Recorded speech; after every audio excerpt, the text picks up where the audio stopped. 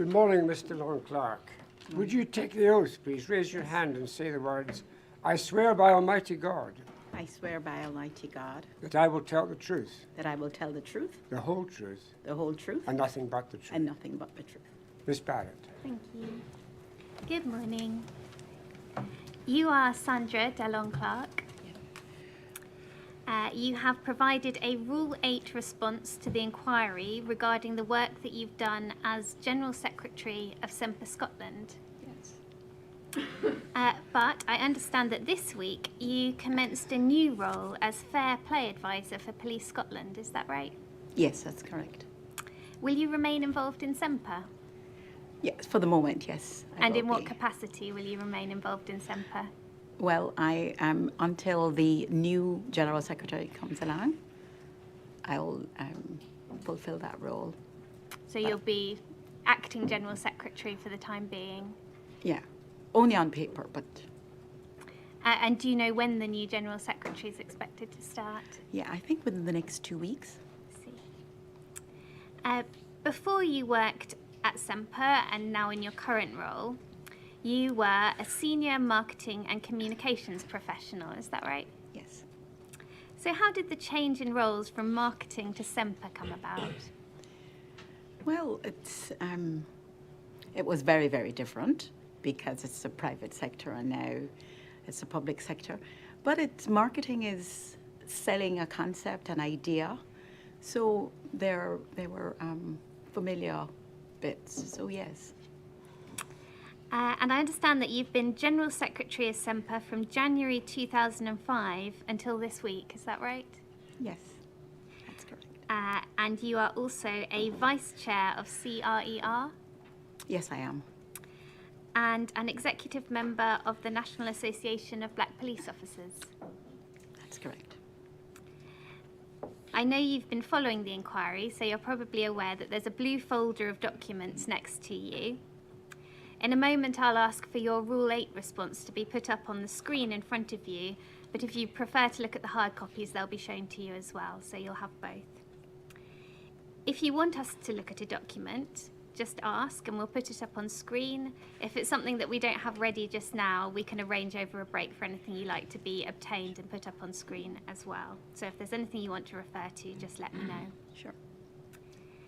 So could we have the Rule 8 response, please? The document ID is SBPI 00626. And this is dated the 10th of June 2024. And you'll see that there are questions in black text, which is the inquiry's questions to you. And your responses are underneath it in blue text. Is that right? Sure. Just for convenience, I'm going to refer to this as your statement. But we know that the inquiry is asking you questions and the responses in blue is your wording. Okay. So it's a 22-page document. Could we scroll, please, to the last or the penultimate page and have a look at the last paragraph, which is numbered 55. And you can see there that it says, I believe the facts stated in this witness statement are true. I understand that this statement may form part of the evidence before the inquiry and be published on the inquiry's website. And the signature is redacted on the version on screen, but is it right that you signed this document? Yes, I did. And when you signed it, did you understand that it would form part of your evidence going to the chair in the inquiry and also go onto our website? Yes, I did. And when you were filling out your responses to the inquiry's questions, did you do your best to give full and accurate, truthful responses? Yes, I did. Thank you very much. So, Mr.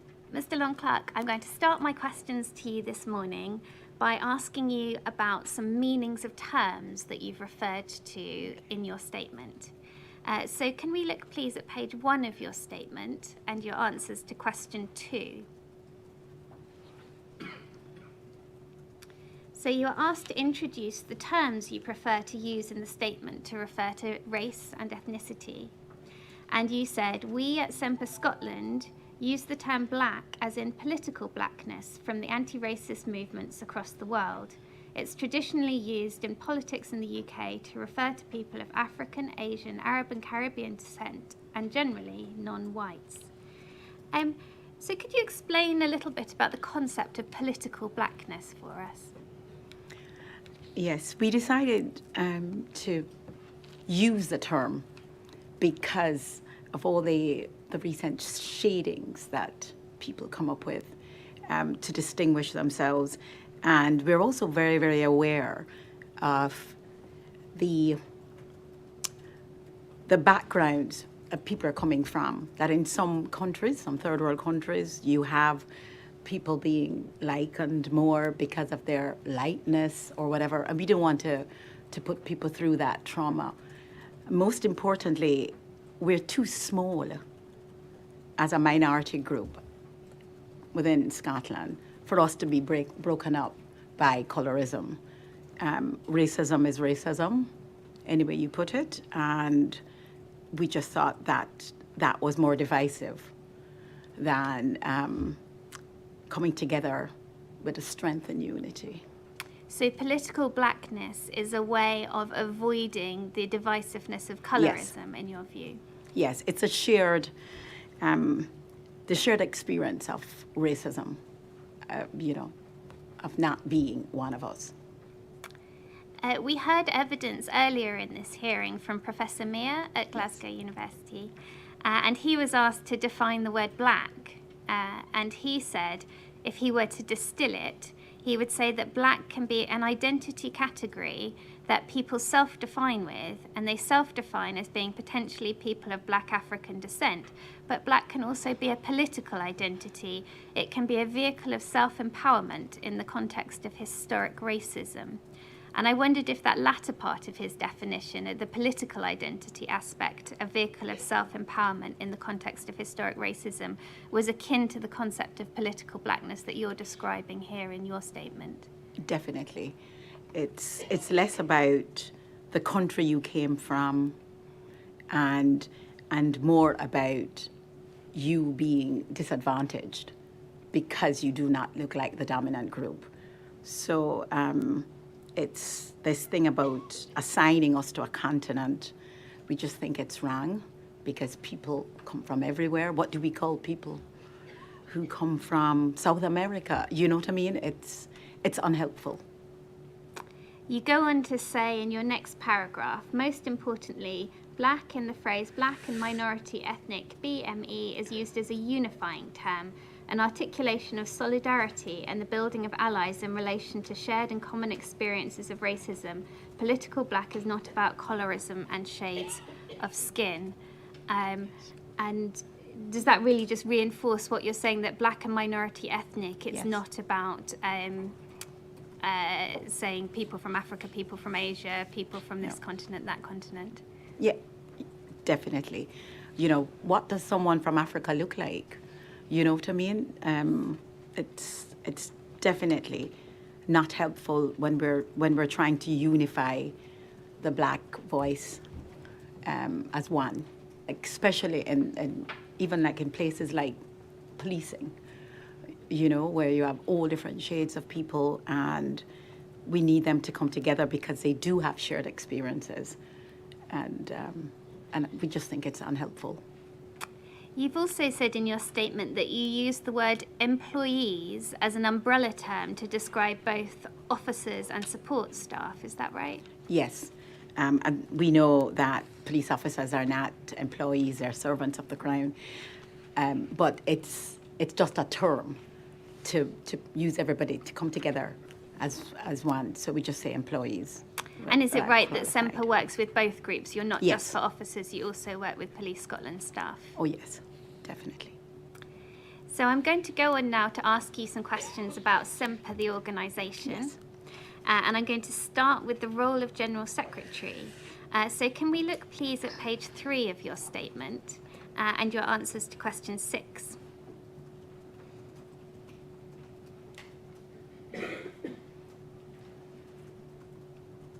So you were asked to provide a summary of your role with SEMPA. You explained that you started the role in January 2005 after assisting Semper Scotland as a volunteer initially with their 2003 public launch and a business case for funding from the Scottish Government and from the Association of Chief Police Officers in Scotland. And you go on to say that the role of General Secretary in Semper Scotland is a wide-ranging one and involves working across all spheres of policing, from recruitment to training to conduct and discipline, that it entails working closely with members, divisional teams, corporate units, the executive team, other police staff networks and external agencies. And then you go on to set out a list of bullet points with the key responsibilities of the General Secretary role.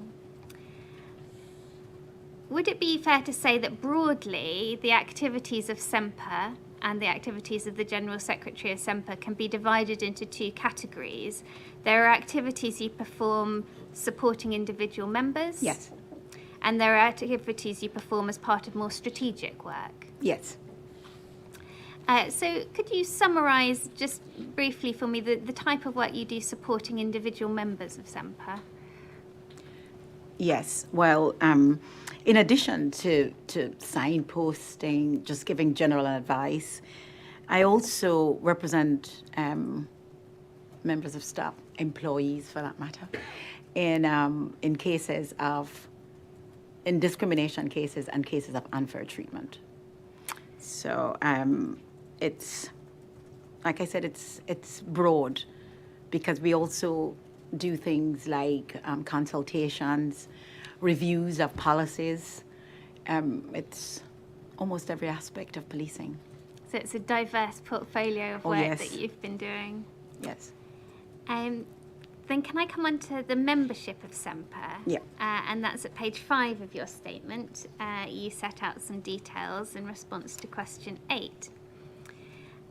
You have said that at the time you completed the Rule 8 response, there was approximately 250 members on the books. Is that still about?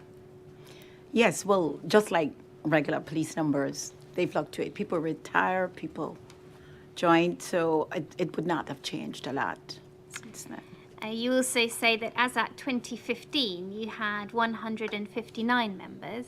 Yes, that's what our records show. So your organisation has grown, and I wondered what would you attribute that growth in membership to in the period from 2015 to date? I think it has a lot to do with people now becoming more aware that we're there. I think we've now started giving an input to new probationers, which is very, very helpful. So they join at the start, like they would join the Federation. But also word of mouth that people now know that there's an organization here that actively looks out to make sure, that's there to make sure that you are treated with dignity and respect, and most importantly is about equality of opportunities. And a lot of people have now become aware of that. So yes, it's grown. You've also provided a list of the ethnic origins of current members, where that's been provided, and I've counted up that's 21 different ethnic origins. And I understand that's not an exhaustive list, is that right? Not at all, because some of them who are visible minorities have not said what their background is. So yes, it's we call it the rainbow organization, because if you look at us, you know, the shades, as people would say, and also it has a lot to do with the mixture of people that are in Scotland as well. You now find a broad mixture, and even the recent census will show that that is the fastest growing group. So it's, yes. So we heard from Nasamir that the minority population of Scotland and the non-white ethnic minority population of Scotland had grown from approximately 4% in the 2011 census to approximately 7% in the 2022 census. Yes. And have you seen an increase in the diversity and numbers of police officers joining Semper reflective of that increase? Oh, definitely, especially the younger ones. And in the census, same thing about the age group. It's the younger ones that are.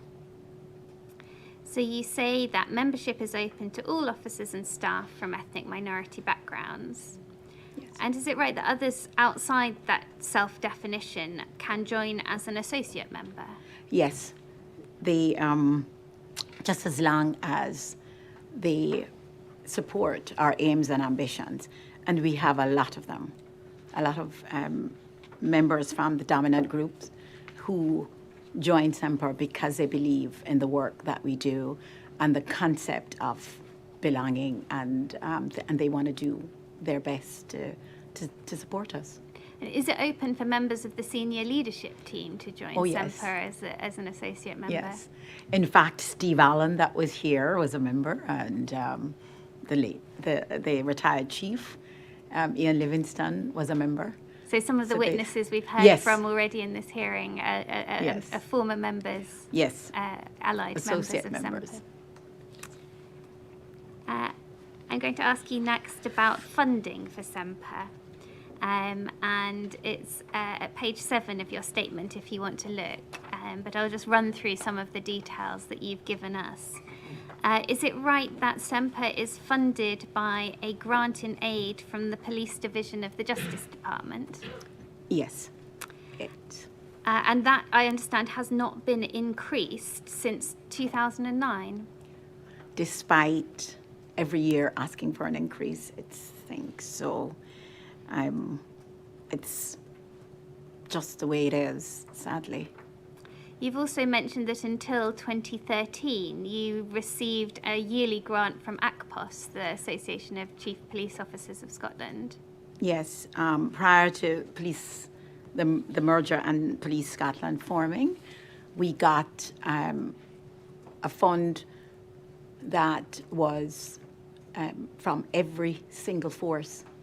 So each of the 8 Scottish police Yes. forces prior to the creation of Police Scotland contributed to the funding of Semper. Yes, But that was discontinued on the establishment of Police Scotland.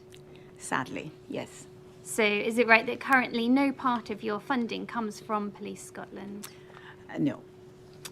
And you Yes, that's right. No. We understood. You have described Semper as woefully underfunded. So if we look at page 8 of your statement and your answer to question 13, you are asked, in your view, is Semper adequately funded to fulfill its functions?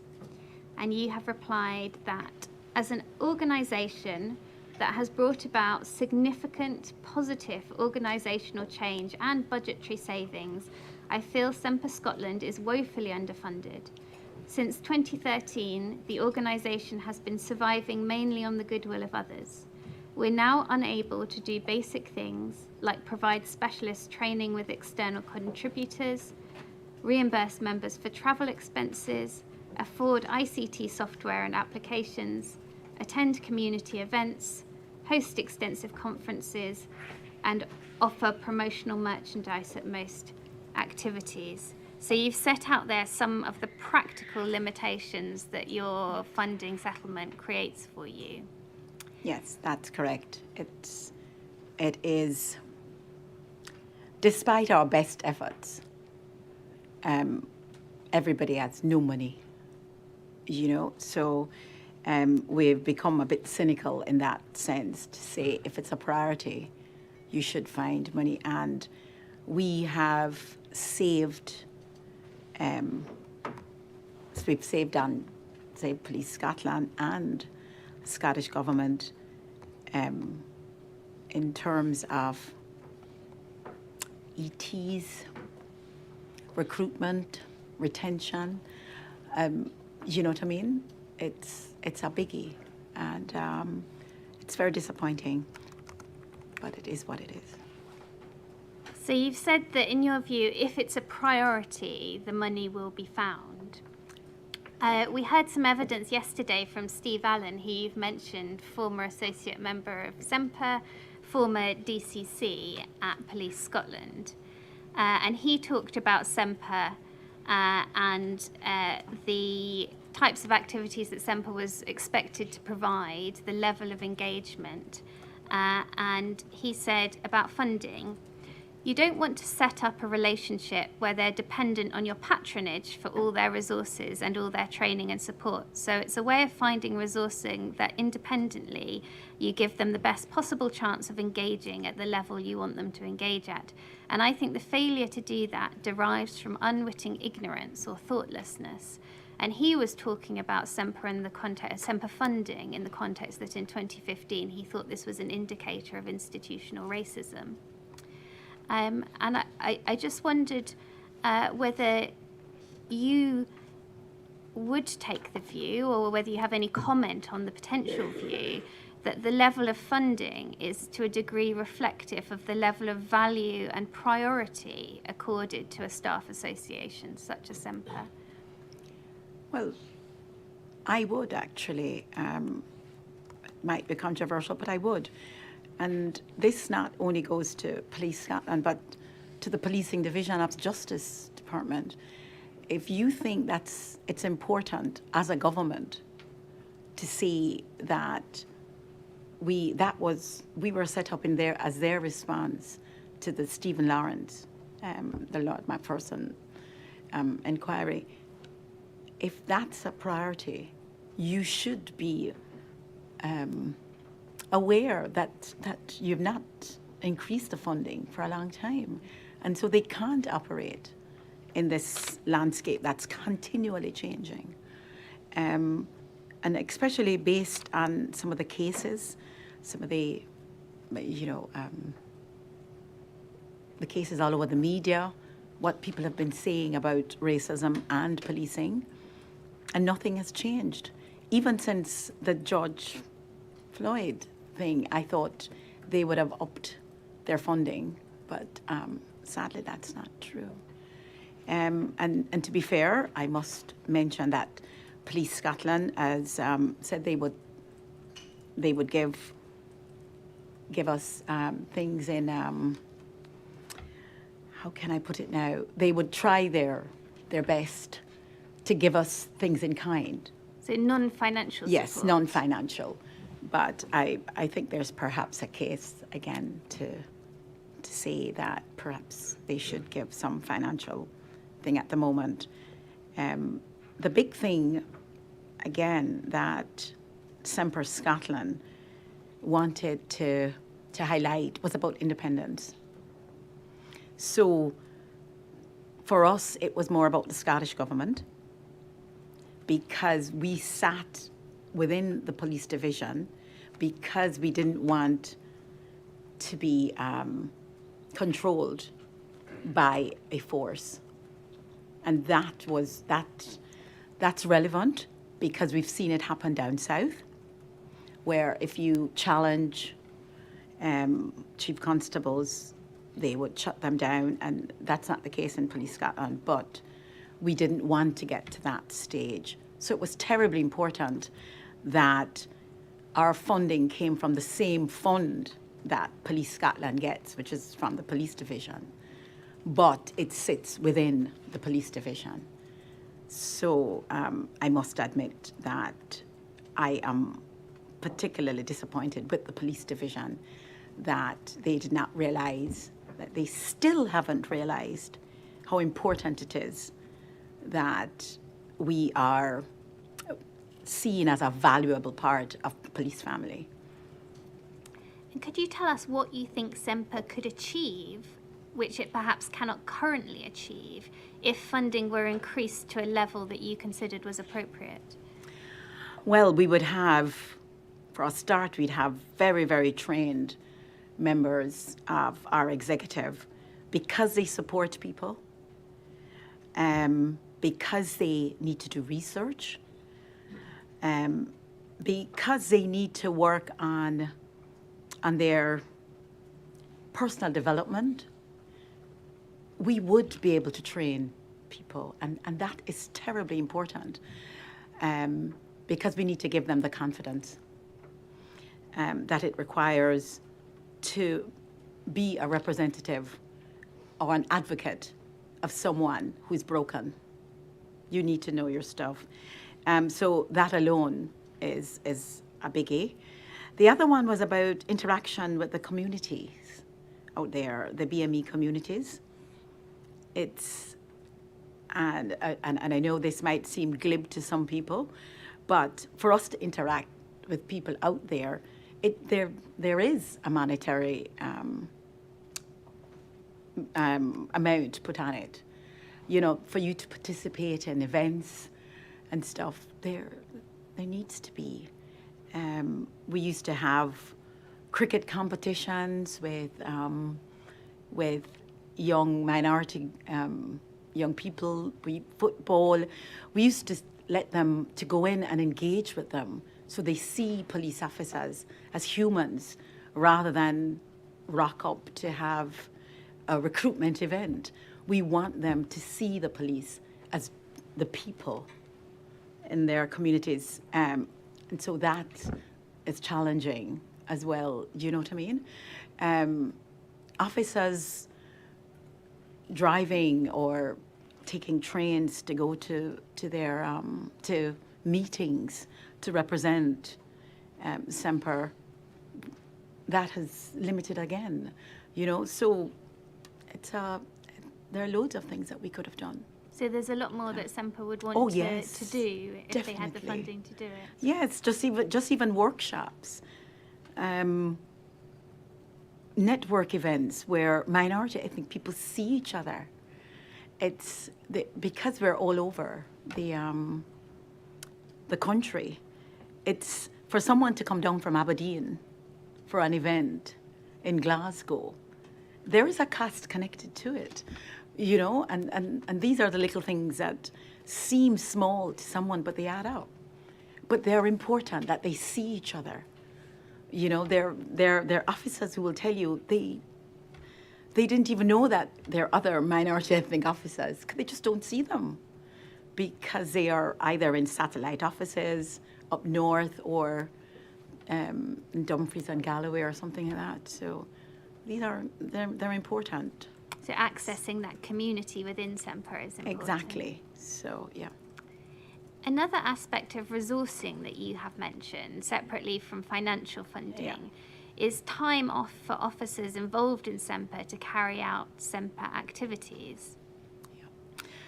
We had evidence from Paul Castledine at the beginning of the race hearing, who was a former chair of Semper, and his evidence was that he was given a full-time secondment to Semper for that role, but after his secondment came to an end, there was no equivalent arrangement after that for future officers involved in Semper. And is that your understanding as well, that protected secondment time hasn't been replicated? That's right.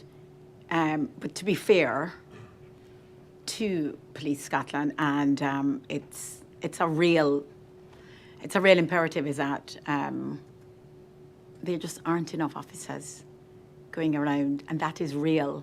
So it's a bother, but it is less of a bother because we understand we don't even have enough response cops out there. So for me, having a full-time general secretary and a full-time chair, even though it would be in an ideal world great, we understand now in 2024 that could be a stretch. But it would be nice if they look at that. But I understand that in policing terms, it would be a stretch. And we're alive to what is happening on the ground in policing. If a full-time protected secondment for the chair is a stretch, is there something less than that would make a difference to Semper in terms of protected time for Semper activities for members? Well, we do have a protective hours agreement with the Chief Constable, a signed protective hours agreement. And how does that work in practice? Yes, that is kind of difficult to work in practice, I'm afraid. And again, it's a resources issue. And one of the big things is about most of our members are cops. And that is just a matter of fact. So they're not in control of their diaries. And it's needs most. So we do have issues with that, big issues with fulfilling the protected hours agreement. Does the same challenge in relation to time off for SEMPA activities apply to members who are Police Scotland staff rather than officers? Oh, yes. So it's Oh, both definitely. sides. Sometimes it's even worse. Why would it Yeah. be worse for staff than Because officers? there's a staffing issue as well. While I think police officers can, roster things differently. They can use it as their day off because of shift patterns and stuff.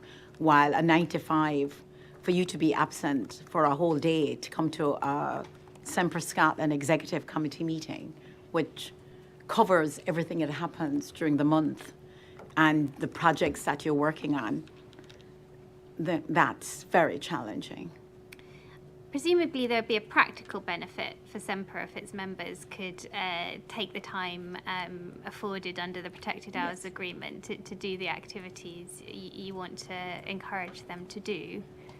Definitely, and it's also about educating yourself.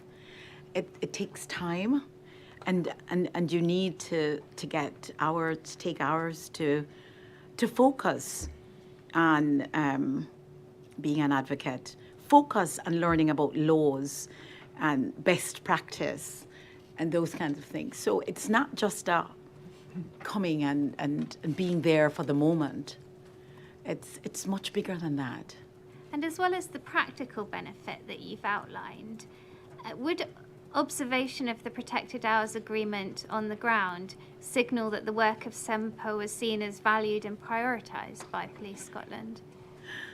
Well, I think the senior management team actually did put that in place for it to show that it's valued. However, on the ground, that's where the difference comes in. Invariably, I've had to go to the deputy and say, we need that, and a call is put through. But it's always challenging. The inquiry heard some evidence from former Chief Constable Ian Livingston. Yeah. And he described, he used an analogy to a sandwich, that you have the senior staff who are supportive of equality initiatives, and you have the very junior staff, perhaps younger members of staff, who have similar priorities or want to prioritise it. And there's a difficulty in the middle layers of ranks or management. And I wondered if you had any comment or observation on that. That's spot on, actually. He was so right. Sometimes when I am having great difficulty, I would describe it as ice at the heart, is that it is not filtering down a lot of the times. And I don't know if they're not thinking strategically, or it is just not alive to the needs of these various groups. I'm not quite sure what it is, but he is spot on, and I like that analogy. You've addressed in your statement SEMPA's working relationship with other bodies. You've got positive words for Police Scotland and HMICS, and positive words for the SPF. But I just wanted to ask you a little bit more about the latter. So it's at page 19 of your statement in paragraph 47.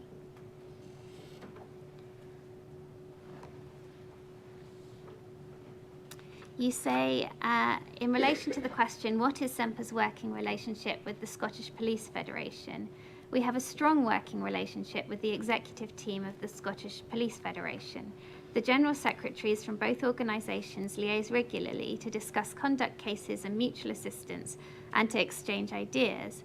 Dissonance can occur with individual federation reps and our members at the local level, particularly in instances involving racial discrimination and incivility. Are members of SEMPA often or usually also members of SPF? Yes. So That's correct. they pay membership dues to SPF and are members of SPF. Is there a role for SPF in supporting officers who are experiencing issues of discrimination? Oh, definitely. And that's one of the reasons I always object to being called a diversity staff association, because we're not absolving the federation of looking at diverse issues. So we prefer the term non-statutory.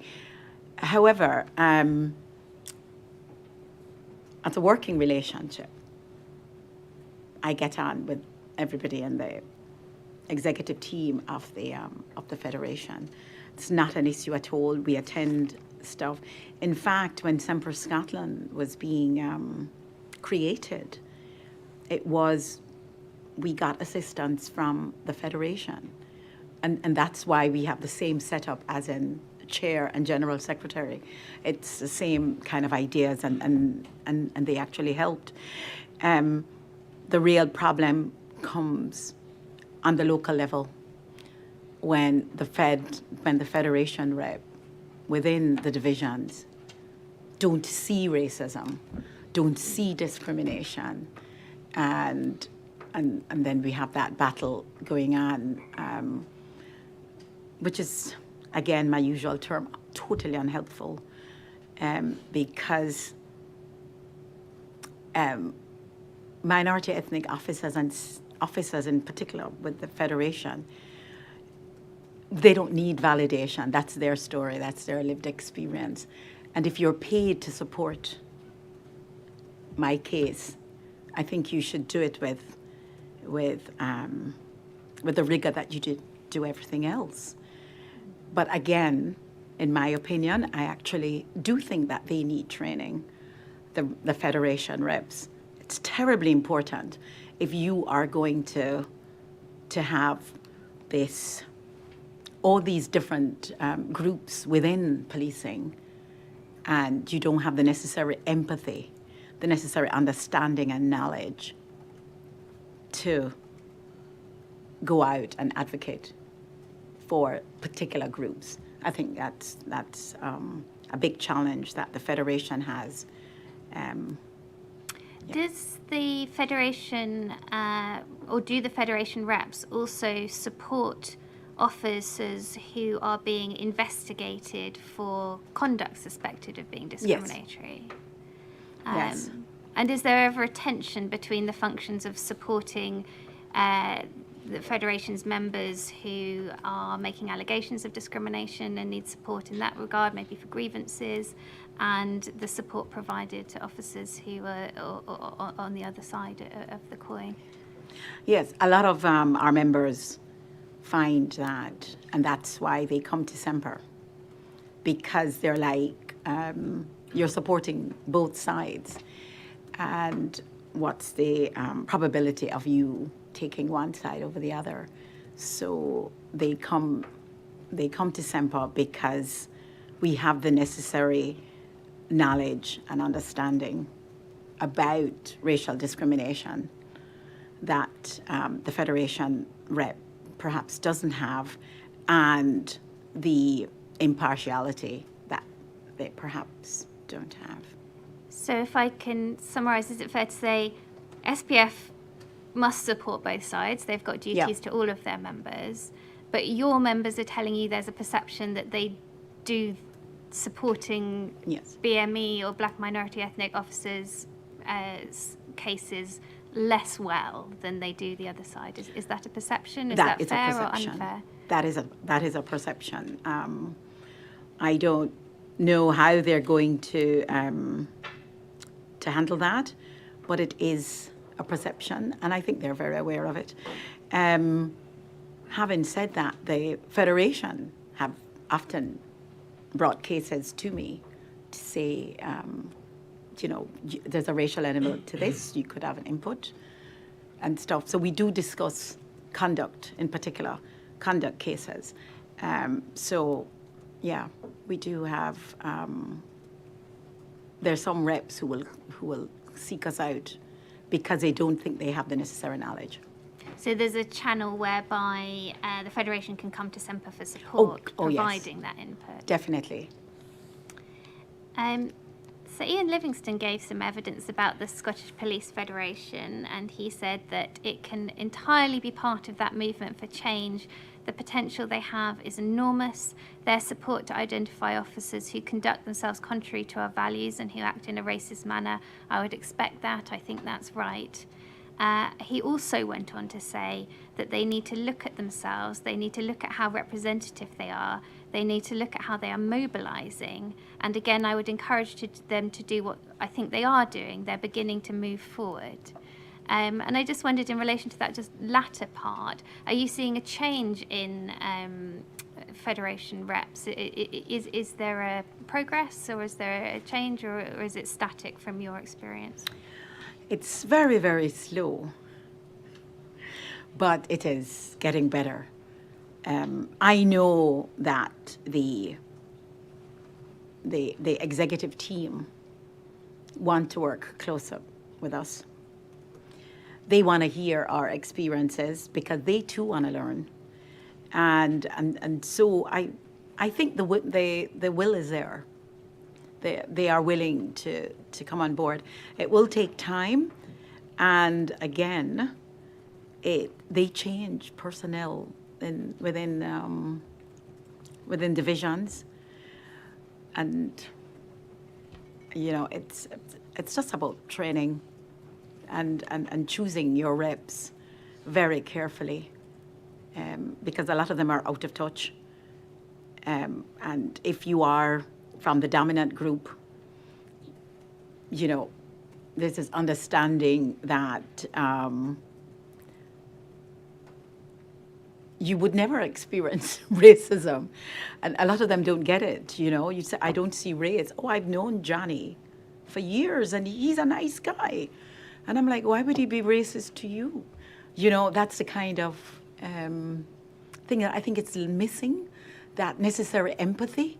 That, yes, he would not be racist to me. So let me hear this story.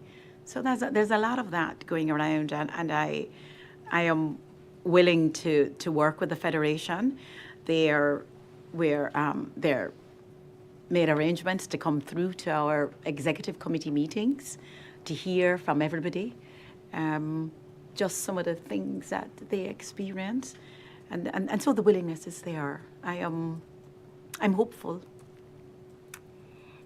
You mentioned training. Yes. I'm going to go on to ask you about one particular project in relation to training that SEMPA has been involved in. So could we go to page 6 of the statement, please, and look at the answer to question 10.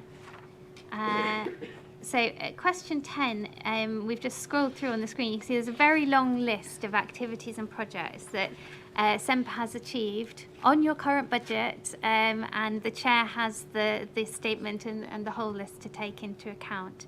For reasons of timing, I'm not going to be able to cover all of them today, but I did want to ask you about the project which is at sub-paragraph H, where you talk about the creation of the effective Truth to Power sessions that involve members of historically marginalised groups speaking their truth and lived experience to officials who have the power to change their working environment.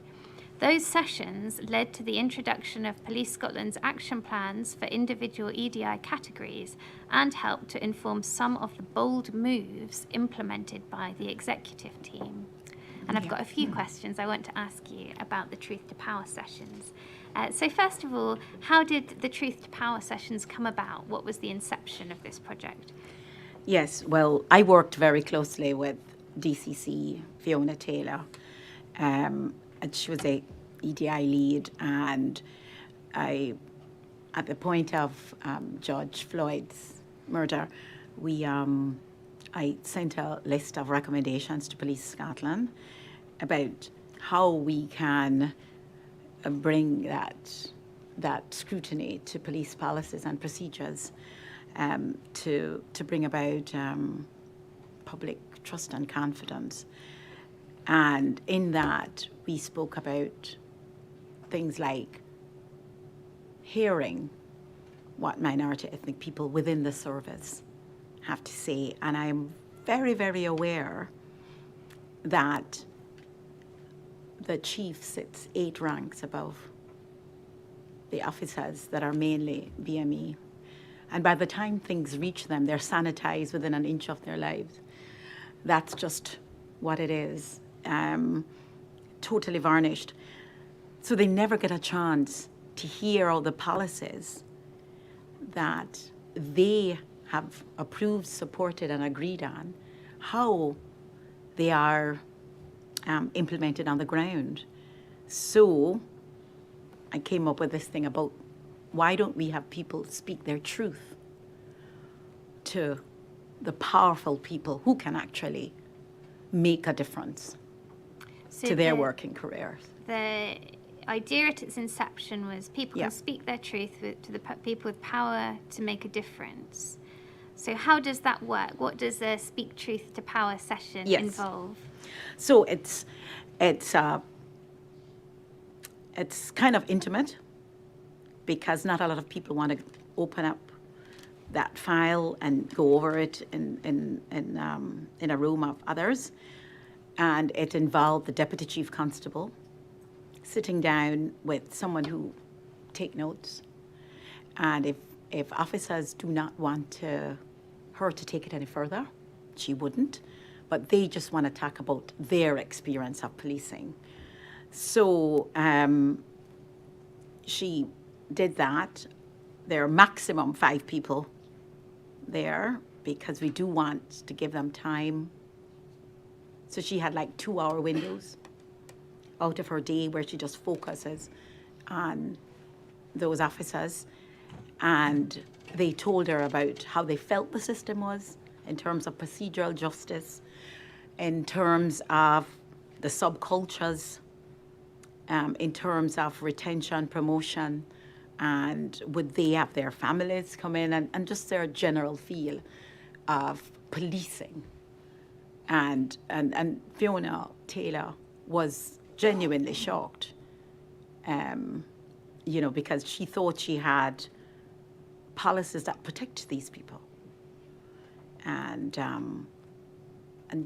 based on that, all these sessions, she actually had an action plan to say how I need to address these. And the good thing that she did was that she called them back months later to say what she has done with that. And it was so successful that they did it for the LGBTI and stuff for others, because it was important that those people upstairs know what the rank and file are thinking, their experiences. And it was terribly emotional. And I know it affected the people who were listening. And yes, and we've had one with the new chief already, and even she has been affected by some of the things she has heard. So, yeah, it's terribly powerful. We heard evidence from former DCC Fiona Taylor about how impactful she found listening to officers from Black and minority ethnic backgrounds talk about their experiences. The inquiry has also, in a previous hearing, heard evidence from Chief Superintendent Conrad Trickett, who also said that he personally found the sessions very powerful. And I just wanted to ask, moving from the impact on the people listening to the effect, you said there was an action plan. Can you tell us a little bit more about what the effect of the Speak Truth to Power sessions has been in terms of translating to changes? Yeah, well, for the first time, I'm just telling you this from the officer's point of view, was for the first time, someone from the strategic team actually cared about how they felt. That was their view.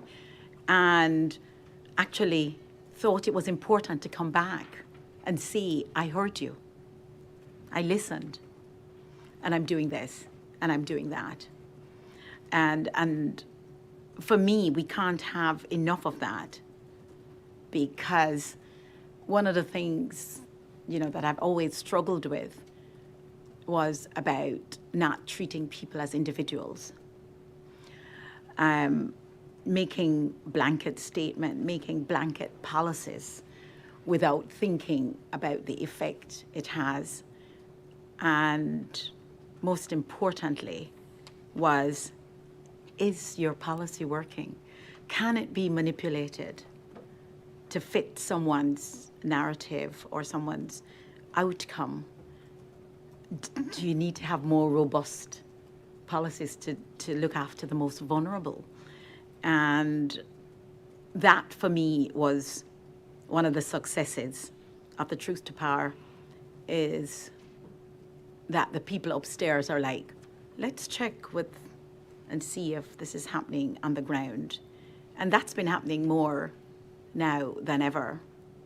When people upstairs are actually thinking, yeah, let me hear, this is affecting LGBT officers or whatever. So that led to increased meetings with minority ethnic officers and staff about how they feel.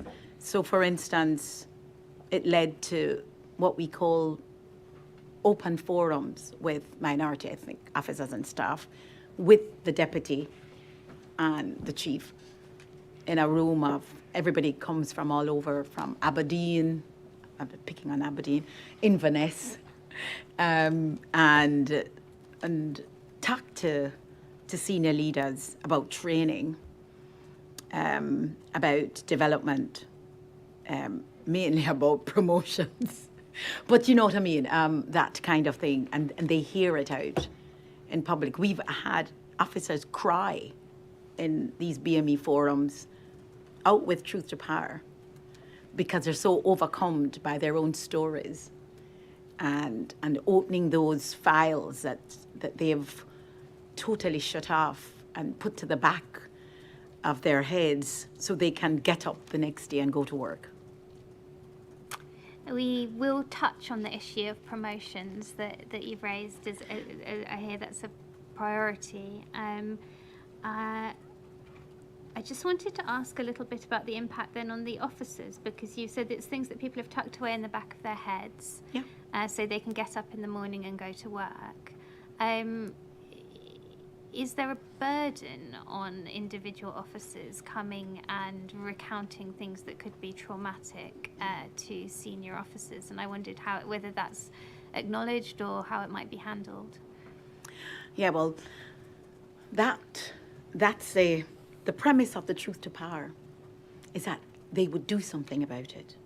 So people don't mind opening file 13 and taking these horror stories out if it will make life better for someone coming after them.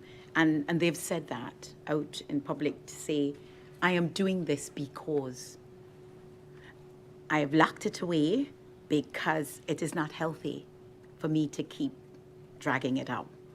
And so we don't have the same officers going through to Truth to Power to talk about it a lot. There's some people who are very happy to speak about it because they have dealt with the trauma, when there are others who have not. We've occasionally brought in people who've left the service because they couldn't handle it. And they need to know why. They need to know the impact you had on this family. So the trauma is mitigated by the fact that something is going to be done about it.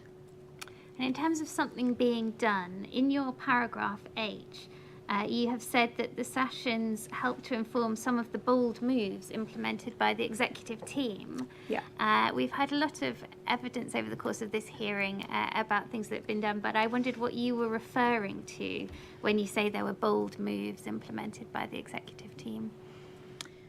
Yes, well, but one of them is realizing that we do have issues in certain elite bits of policing, and elite meaning that they're public specialists, and it's a policing culture that you think you're in a specialist team. You have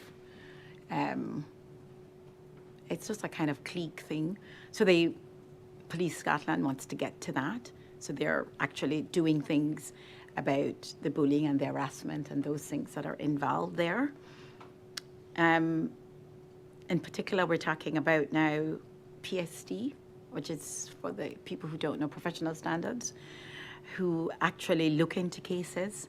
So Police Scotland has acknowledged that people do need more training in those particular units that are that look at discrimination. So they have kind of opened themselves up for scrutiny, and that's a big thing. So they've taken on things like communicating with officers. It's a big thing because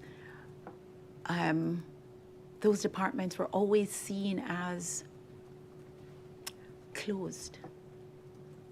And when you say that Scary. these are bold moves, is it Yes. because this hasn't been done before? Oh no, definitely. They were always closed. So they've opened those up. Those are big things. They've listened to our recommendations about things like anonymous applications for internal positions. And that's now in place, Yeah. anonymising Yes. applications Yes. for internal Because positions. people used to look at people's names. Sorry, don't want him here. You know what I mean? Those big things about normalization of spaces. We've had big things like secondment roles where minority ethnic people would not normally be seen in those roles. About normalizing those spaces for regular officers. Could you just explain for everyone what you mean by normalisation of spaces? Okay. They are roles that traditionally minority ethnic officers, staff are not in. Such as? Such as probation or training. I'm not picking on probation, but I'm just giving one. Professional standards. You don't normally see minority ethnic people there. They've welcomed secondment to that of minority ethnic officers to not only let their colleagues within that department see minority ethnic people in there, but also to kind of reverse mentor, to talk to them about some things that are cultural, just educating them by being there. It's something that for me, as someone who introduced that, it came to me from affirmative action in America. Even though I disagree with affirmative action, it's the big thing about affirmative action was that people who would never have worked beside someone from a minority group now have them in their regular space all the time. And they have the benefit of recognizing that we're more alike than unalike. And that for me is a biggie, is that the things that divide us are so few that it's not worthy of you going around stereotyping people. And a lot of people will tell you that they recognize that. based on just having these people in their spaces and being allowed to treat them as their equal. So we've spoken about the project work that Semper does Yes. with a focus on the Speak Truth to Power project. I'd like to come on now and ask you a little bit about the other side of Semper's work in supporting individual officers. So is it right that Semper supports members who have concerns that they may have experienced discrimination Yes. or have experienced discrimination?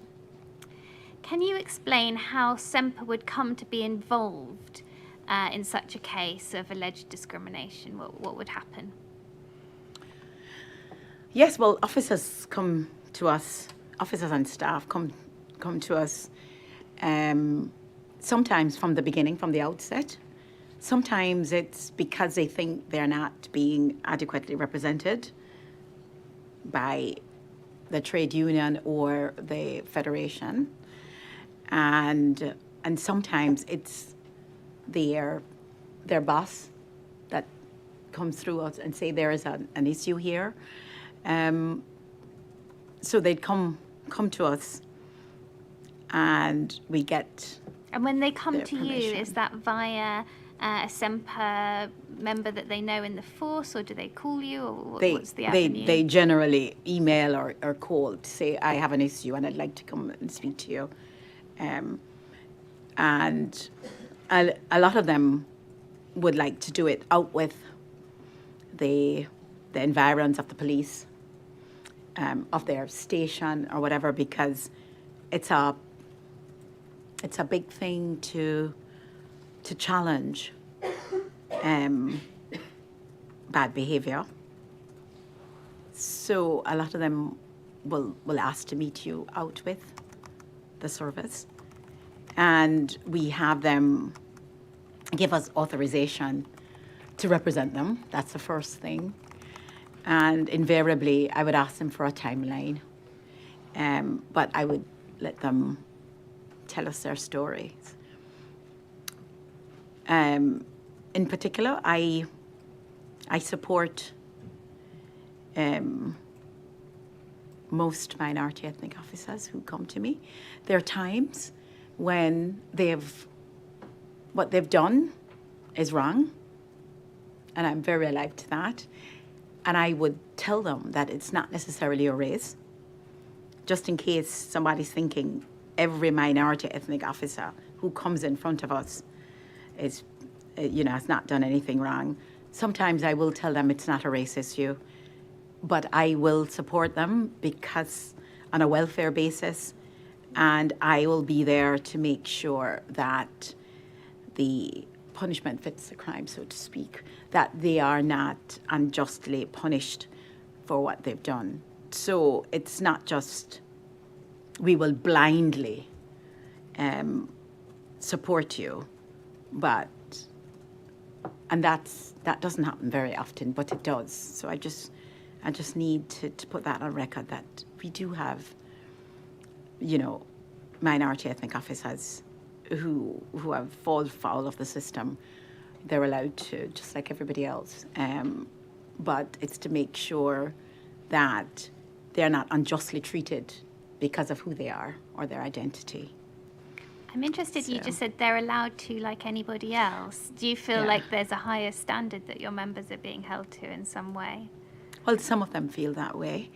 Some of them feel that their counterparts from the dominant groups do not get the same scrutiny or do not get the same level of conduct or discipline procedures that they do. Sometimes they're just taken one side and said, don't do it again, while a lot of minority ethnic officers think they're put through the grind for whatever reason. I might come back to that topic, but before I do, I just want to ask you to look at page 7 of your statement and your answer to question 11.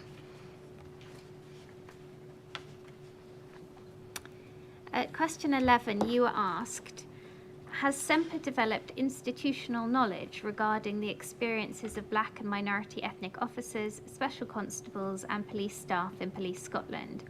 If so, how has that knowledge base developed over time? And you reply, yes, we have, in terms of analysis of case histories. This demonstrates continued patterns of behaviour in relation to perpetrator behaviour, investigative processes and attitudes, and organisational outcomes. And you've explained how case histories occur, the process by which Yes. people come to you, you take a timeline, you represent people. What I'm interested in is then how is that institutional knowledge that you've built up of case histories held by Semper? Oh, we do have them filed, and we do have a thing about trends. And this has happened to X amount of officers. And it forms a part of my discussions with senior management team about this happening, in particular in terms of grievances, because you know, I'm not sure if you're aware that we have two different systems, you know, conduct and grievance. Could and you they're just held by two outline different briefly what they are so that we can follow? Yeah, well, grievance is held by HR, human resources, and it's not about punishment. Conduct and discipline is held with professional standards, and which can lead to misconduct or gross misconduct, which is a very different thing. So, in terms of what you think you are wronged, it might just be a grievance, and it's a different process than conduct and discipline. So, in organizational outcomes in terms of grievances, that would be an HR issue, and we would be discussing the trends with HR and the outcomes of the discipline would be like mainly with like the deputy chief constable, that kind of thing, to talk about these are the trends that's going on now, what is happening. In particular, I am guilty of going to the deputy for a lot of cases where I think are not giving the gravitas they deserve. And is that the DCC with responsibility for professionalism? Yes, because invariably I can see where an officer is not going to drop it. It will result in an ET, and there's something called early intervention. And I'm very passionate about early interventions because I think it serves both parties. It serves the service, and most importantly, it ends the trauma for the individual. And sometimes it doesn't happen.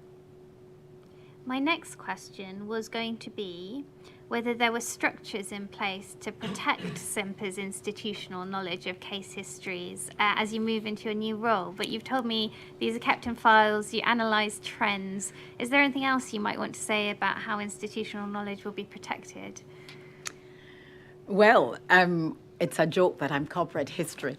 However, I am hoping that Semper Scotland doesn't lose all the case histories that we've got. When I go, I am genuinely aware that that could be lost, but I don't. I have some faith that that will continue. You know, all the cases are written down, and I've personally represented so many people, and their cases are there, etched in stone, and I am hoping that it's not lost when I'm gone, actually. So, in question 11, you talk about continued patterns of behaviour in relation to perpetrator behaviour.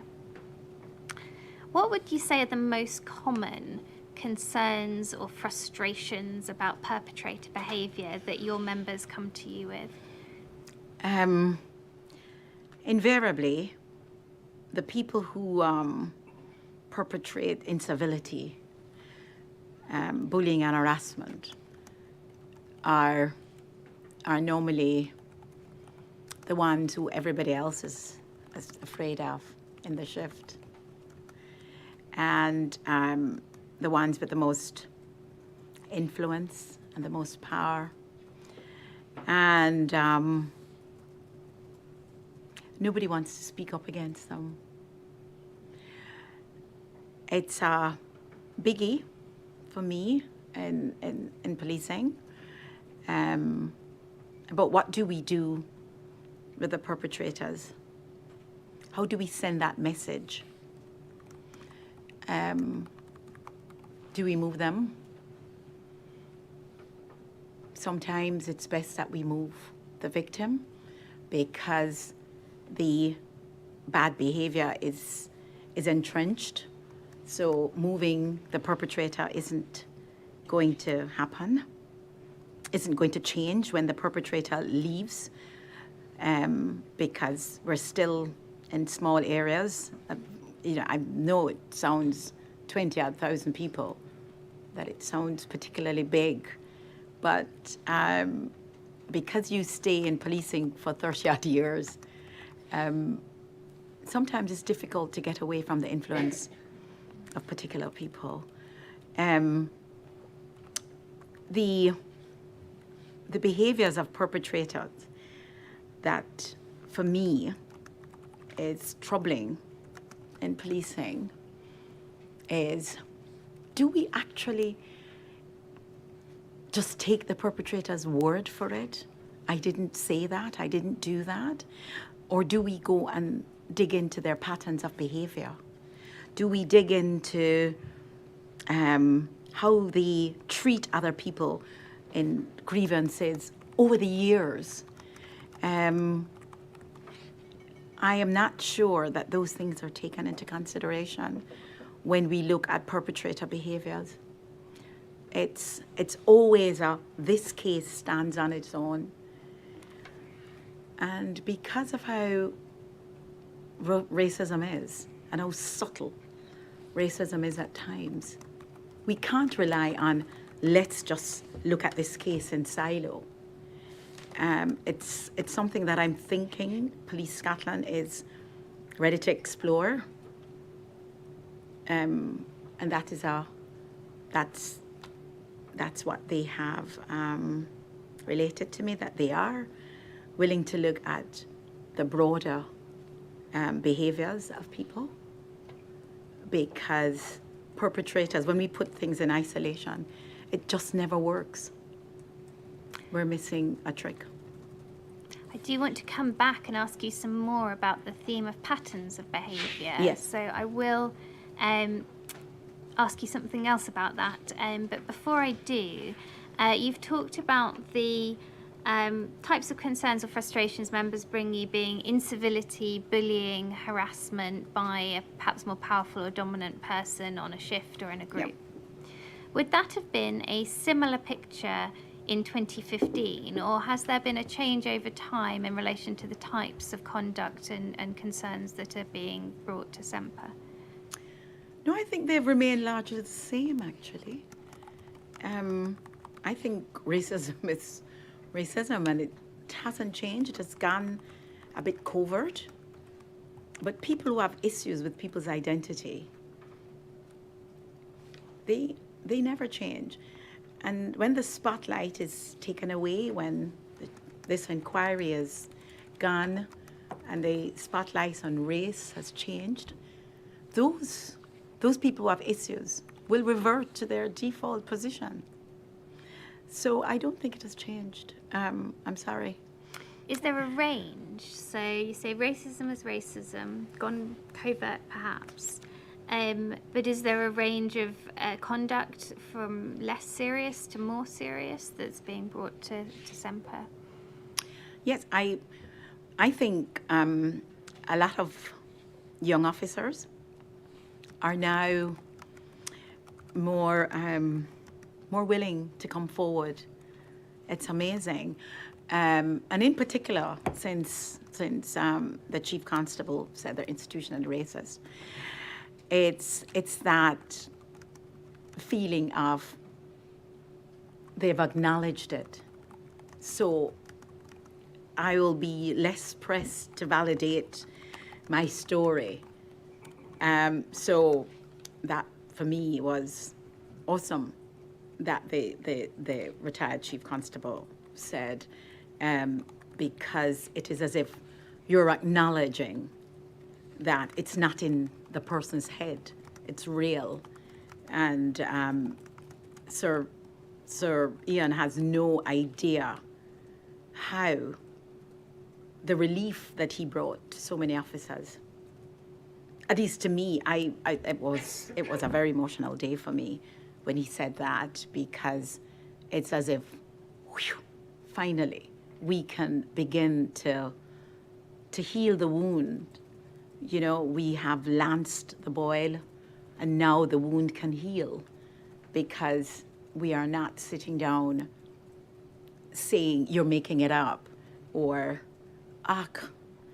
you're exaggerating, or anything of the sort. It is acknowledged that the system is not geared up for to look at your issues. So in terms of that range, you said young officers are now more willing to come Yes. forward. Could you give me perhaps one example of less serious or towards the bottom of the range conduct, and one example of something that might be more at the top of the range, so we can get a sense of the types of behaviour that Semper is encountering? Oh, we deal with issues of putting probationers in a corner with dunce cap and those kinds of really demeaning behaviour. Let me just stop you there. Putting probationers in a corner wearing a dunce cap. Dunce cap, you know what I mean? A black or minority yes. ethnic officer. Oh, yes. Well, the officers that I deal with are minority ethnic. Where a white officer would not be treated that way. Well, not that I know of, but it's sad that anybody would, in 2023 as it happened, would do that. So that's the more serious end of the range. No. I am talking about just on the spectrum. Yeah. You know, so some people might think, that's just a one-off. Oh, so you're It's talking this just- is the less serious end of Yes. the range. You know what I mean? It's just banter and those nonsense, rather than demeaning employees at work. To people lying about officers, lying about their performance at work, woefully lying on paper about why they shouldn't be supported for promotion, lying to senior officers about incidences. Those are serious, very, very serious. So lying about black and minority officers in order to get them Yeah. into trouble or to Yes. deny them a promotion. Very, very serious. Denying them opportunities that others in the same situation are afforded. There are loads of instances where they damage the careers of minority ethnic officers. So that's something that Very will have a serious. long-term impact on, Oh on yes, their careers. and definitely, lives. and that has a lot to do with the retention of minority ethnic officers as well. There's some people who would just get up and go, and there are others who will say, I want to clear my name. This didn't happen, and I just want to see justice. So some people will stay and fight, but others Yes. will think, I need to protect myself and leave. Yes, definitely. We have heard some evidence earlier in the hearing about the term microaggressions. Yep. So Professor Nassimir was asked about the term. He said microaggressions come from trying to grasp how people in a particular settings, they could be institutions, express racialized hostility without using racist terms. And he was asked by senior counsel, so the addition of micro to aggressions should not diminish the significance and the harm that these can cause to the person who's on the receiving end. And his reply was no, they're part of what you might characterize as bullying. We also heard evidence from former DCC Fiona Taylor, and she said that microaggressions can span anything from not sitting beside someone in the canteen to colleagues saying, where are you from? Well, I'm from Scotland. Yeah, but where are you really from because you're black? And she said, anything more significant than those examples, racially abusive language, you would be in the disciplinary space. But she gave those examples of microaggressions. Do you have any observations on the concept of a microaggression? Oh, we get that all the time. You know, these little things like tropes like, you know, angry black woman, she's aggressive and scary. You know, it's happened to me all the time. Dehumanizing the black woman in particular. It's sad because people think it's banter and funny, but it affects people all the time when someone from the dominant group would behave the same way when they're frustrated or say the same things, but don't get called out for being scary or aggressive. It's something that you just have to live with. But those microaggressions, nothing micro about them. I keep joking and think they should be called macroaggressions. But little things like, you know, you'll have officers that their supervisor would never come in and say hello. They would go via someone to address them. You know, these little things, it happens on a daily basis. Assuming that your accent means you are less competent than the person who's speaking broad Scots. It's oftentimes seen as a level of intelligence.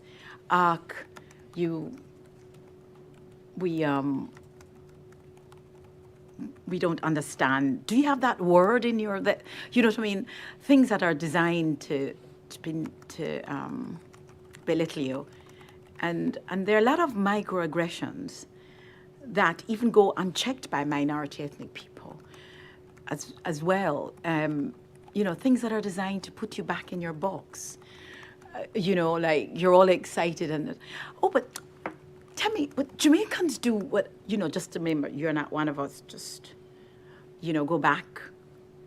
Just put yourself back in your box where you are.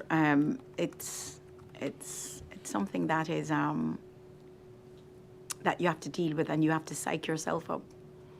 We've had quite a lot of evidence about racial stereotyping, and you've referred to racial tropes and the trope of an angry black woman. I wondered if there was anything specific about the policing space and how racial stereotyping of black and minority ethnic police officers might arise within the policing context. Is it the same tropes or do they present differently in the police? I think they're the same, actually. But we even have minority ethnic officers who are considered bigger and stronger than somebody who is bigger, taller in stature and everything else than themselves. It's amazing. You would have even female officers saying, "Oh, intimidated by him." He's just this wee thing that even the person she's talking to is more intimidating than him. But sometimes they bring their stereotypes to work. It's sad, but it's true. So it's the same stereotypes, and you've talked about being perceived as bigger, stronger. You were previously talking about being seen as less competent or less intelligent. Yeah. Those are things that you see outside of policing, but they also present within the policing context between colleagues that you've Yes, observed. they do. Sadly, they do. And the police recruit from society, so why should we think the minute they put on a black uniform, their mindset is changed? Sadly, that isn't real. They sometimes need to be trained to not bring their stereotypes into their professional lives. If you just give me a moment. Sorry, I'm about to go into a new line of questioning, so I wondered if that might be an appropriate moment. We'll take a 20-minute break at this point.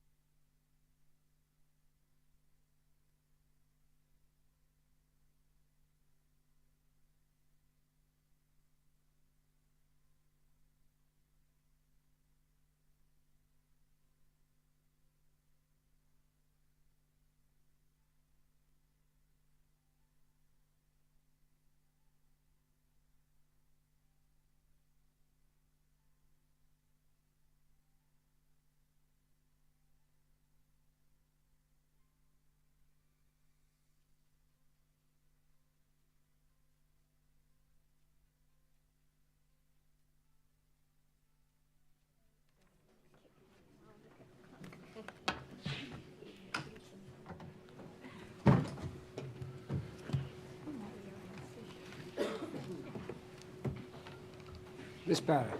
Thank you. Before the break, we were discussing some examples of experiences that your members had had. And before we move on, I wondered if, having had time to reflect, there was anything else you wanted to share.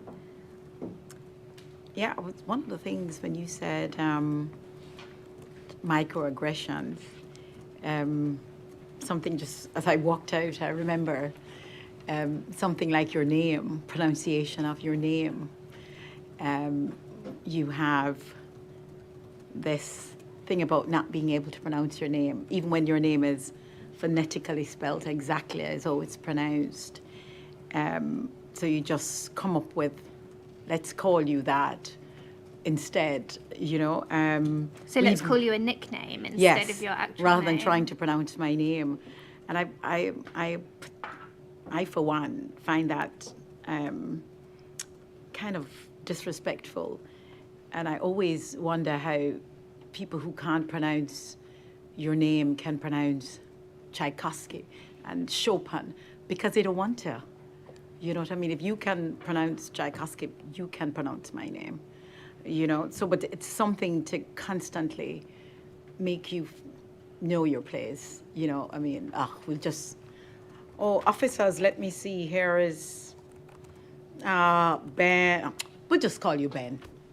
You know, that kind of thing. And it's seen as banter.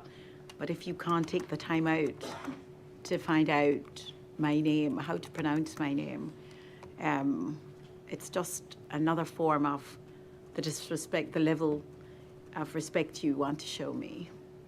You say it's seen as banter, and you've referred to that in your statement as mockery and canteen culture of name calling being viewed as banter because the intent was not to harm.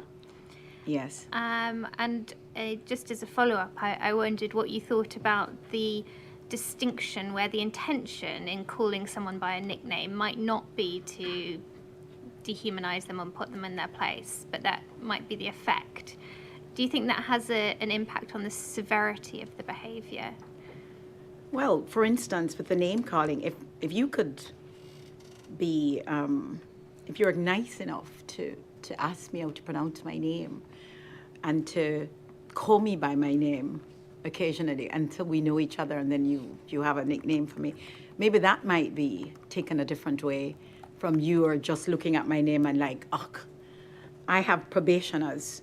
I'll never forget this probationer who came to me and told me her story. And, you know, the first day they all come in and you have all these people sharing and you look at your name and the person in front of her says, oh no, I'm in one of them. Like look at the person's name. And she's right behind and say, one of, you know. So this was a probationer yes, who when was you're coming looking into at her the name in a college. group list. Yes. And someone else in her group, or Yeah, someone she's going to share with, see. looked at her name and said, "Oh the no, I'm name. with one of them." Say quite loudly, and she's right behind her. One of them is in my.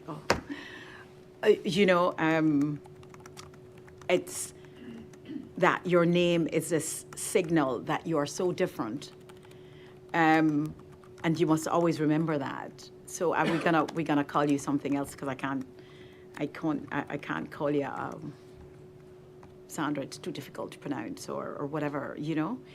So it might seem to some people as we are now pals. But if I don't call myself that, and it's you who come up with that name because you can't be bothered to learn my name, it's the intent is does not mitigate the fact that you've done that. So, and the whole concept of intent is for me something that I think Police Scotland perhaps should look into, to research the whole thing about intentions, because whether it's witting or unwitting, the hurt, the damage is still done. And so we have this thing in relation to professional standards and cases of discrimination, that we are obsessed with the motivation of why this person did that to this other person. And I know we want to put a name to it, but it's inappropriate behavior, whatever it is. It's inappropriate behavior that should not be allowed in the office or in the working environment. And so you will have somebody does something that is inappropriate or bullying or harassing, and I can't see the racial motivation. I don't care, frankly. I think that person should go through, that person should be admonished, whatever the motivation. So the intent for me is by the way. We heard evidence from Steve Allen yesterday about the word unwitting, which you just used in your answer. And he said you can only be unwitting once, and once someone's told you you're witting. And I wondered what you thought about that, whether there's a role for once somebody's trained and told, the intent is perhaps less relevant. I don't know. What do you think? Yes, I agree with him.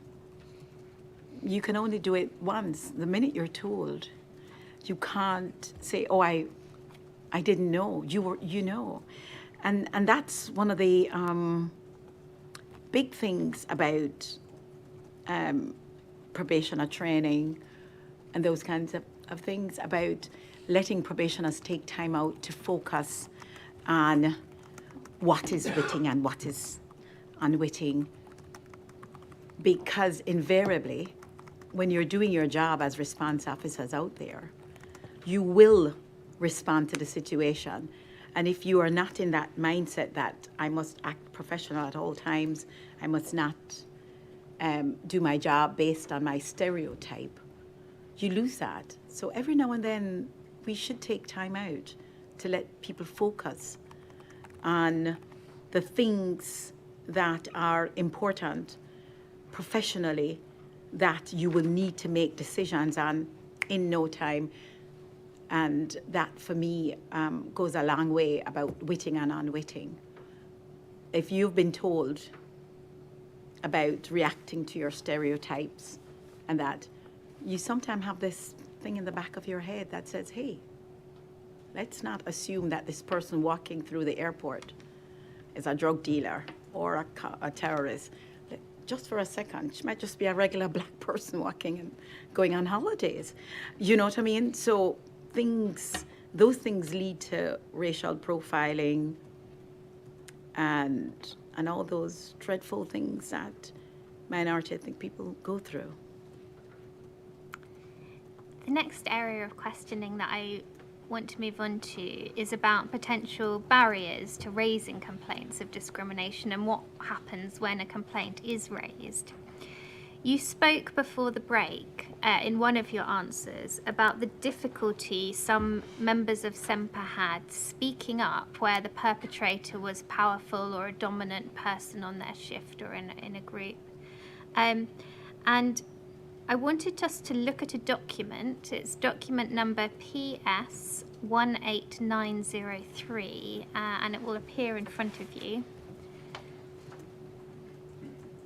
So you'll see here that what we have is a slide pack, and it's a presentation, and we can see on the first slide that it's dated November 2023, entitled Attitudes Towards and Perceptions of Institutional Discrimination Within Police Scotland Among Police Scotland Colleagues. And the context of this presentation is that following the Chief Constable's statement on institutional racism last year, an internal survey was undertaken into colleagues' views and responses. I don't know if you're aware of the survey. And this is a summary presentation giving headlines of some of the results and observations based on those results. Could we turn, please, to page 5 of the document?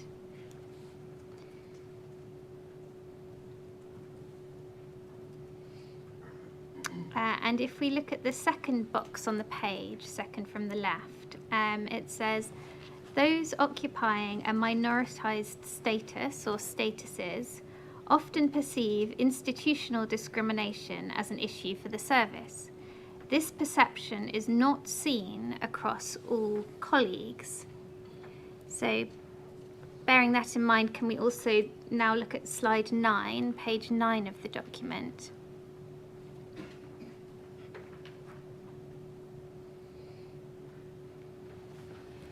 And we have here some further bullet points with observations, and I'm going to read the second bullet point on the slide.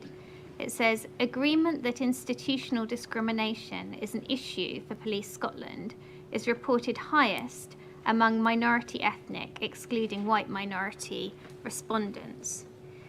So the figures aren't provided in the document, but we're told that the overarching impression to the person who drafted this presentation, given from the data, was that there was a difference in view between black and minority ethnic officers and staff and other respondents to the survey. And I wondered, would that be consistent with your experience, that there's a difference in view about whether there is a problem, whether conduct is wrong, but others don't see it as such a problem? Definitely. It's widespread. If you are not, there are some people who find it very difficult to put themselves in somebody else's shoe, and I often use this in relation to misogyny. How many senior members of the service would acknowledge misogyny? Female would acknowledge misogyny, but find it incredulous that there is racism. Maybe because it doesn't happen to them. This is my view, and it doesn't have to happen to you for it to be real. And sometimes I am like, how much training have they got to know that if it doesn't happen to you, it doesn't mean that it's not real. And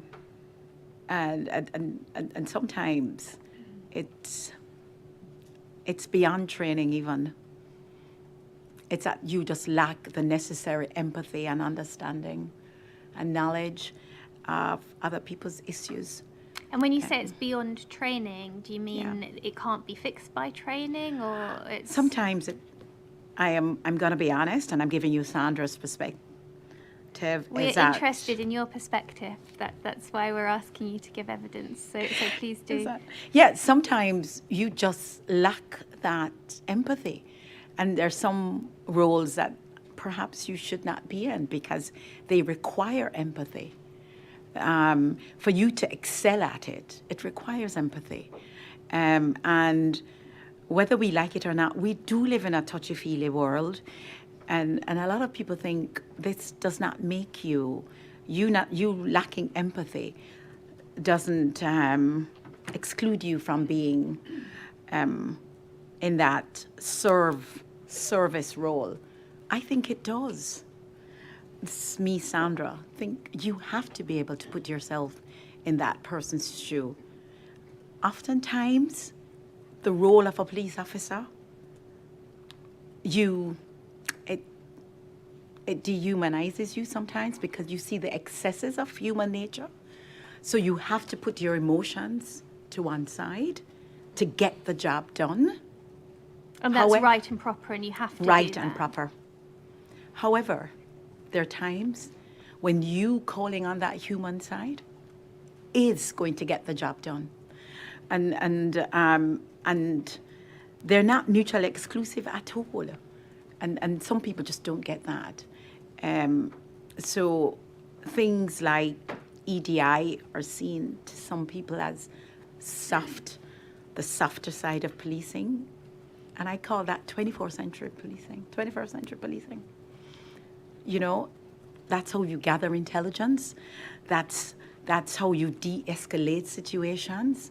You need to tap into that emotive side of your personality. And I remember Dame Eilish, or Lady Angelina, she's now called, talking about, you know, people being fit for a role. and they're doing that in other countries where they have people with particular lived experiences being suited for particular jobs, because being alive to emotions make you do that job better. Can we look at your witness statement, please? Page 14, which will be question 30, towards the bottom of the page when we get there. So at question 30, you were asked if there were any aspects of the practice or culture of Police Scotland that had a directly or indirectly discriminatory impact on black and minority ethnic officers. And if we go down to your responses, you talk first about banter, name calling, and we've discussed those things before the break and just after the break. But you go on, and this is what I'm looking at now, at subparagraph B. Challenging inappropriate behaviour, the fear of isolation, reprisals, and career stagnation is so deep-seated that very few people will challenge their peers or line managers when they've been victims or witnesses of racism. Now, we've heard evidence from Professor Seer in relation to a data set from Survation that he included in his report, that about 60% of the people who reported having experienced discrimination said that they hadn't done anything about it. And here I'm quoting from what Professor Seer said in evidence. He said, "So if it happened in the workplace, they didn't report it to a line manager. If it happened in an educational setting, they didn't report it to a tutor. If it happened in the street, they didn't report it to the police." And he was asked by senior counsel whether that was equivalent to doing nothing about it. And Professor Seer's evidence was that it was making sure it didn't intrude on their life in a way which it becomes everything. I don't think people are laying down and not speaking about these things, but I think that they're also choosing their battles, if I'm honest. That passage of evidence was put to Paul Castledone, and he said, "I think, looking back, when you're doing a job that you love, you have a family to support, you'll do anything not to ruin that, so it's easier, certainly, to do nothing about it." And I wondered if there was any resonance between those excerpts from evidence and the experience of SEMPA members, to your knowledge. Yes, they are. It's about having a quiet life. It's about not being seen as a troublemaker.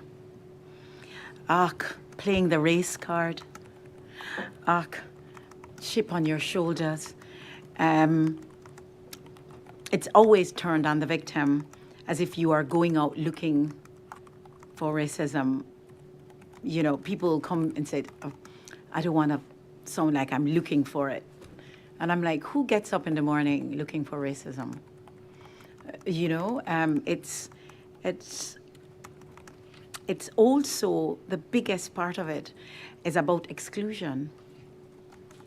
Because the minute you report bad behavior or inappropriate behavior directed at you, you are immediately isolated.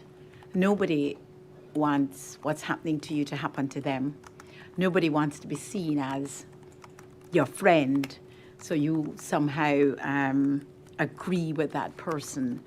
And especially if the person is as a higher rank than yourself, it is just not seen as a thing to do, because there will be reprisals. Nobody wants, and even just witnesses, they'll know, but they've seen what speaking up has done to you. So they're reluctant to have the same treatment. So, I have officers who will talk about nobody speaking to them the whole shift, the whole 10 hours or whatever. Not a single person speaks to them, and how they feel, the stress that has on you because you have reported bad behavior. It's a decision that people, a lot of BME officers are very reluctant to take. And you mentioned witnesses. So would that be people who weren't direct recipients of racist behaviour, but who could corroborate that it had occurred? Just tell us a little bit more about their position. Yeah, that's a big problem. Corroborating the evidence, massive, because nobody wants to say, it's written down to say it was you. Your statement was that you saw that. And nobody wants to be that person. You are a snitch, you're a this, you're, it's rife. And everybody just wants to belong at the end of the day. We've been talking about how we go about protecting people who speak up. And it's something we're working on with Police Scotland. And in particular, I was working with DCC Taylor on that, about how we go about making sure that there are no reprisals, and everybody knows that we'll be watching the treatment of people who come forward to challenge inappropriate behaviour. On that theme, there was one more document I wanted to show to you. Could we please have SBPI 00643 on screen? You'll see here a report to the Scottish Police Authority, and it's a report by the Equality, Diversity, Inclusion and Human Rights Independent Review Group that we have heard during the hearing is often referred to as the IRG. And are you aware of the IRG? Yes, they have been to our meetings to talk to our members. If we go to the next page, and sorry, before we do, we can see the date of the report is the 25th of May, 2023.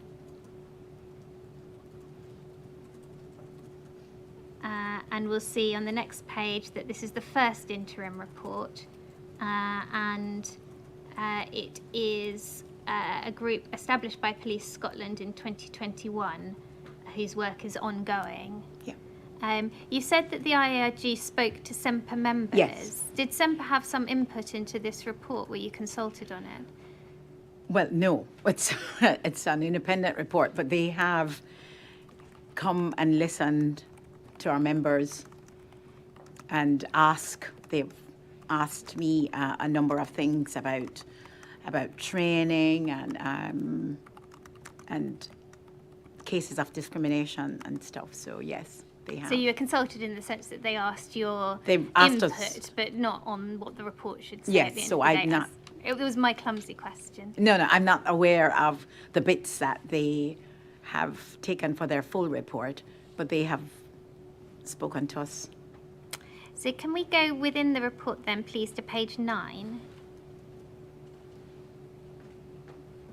And I want to look at paragraphs 5.8 and 5.9.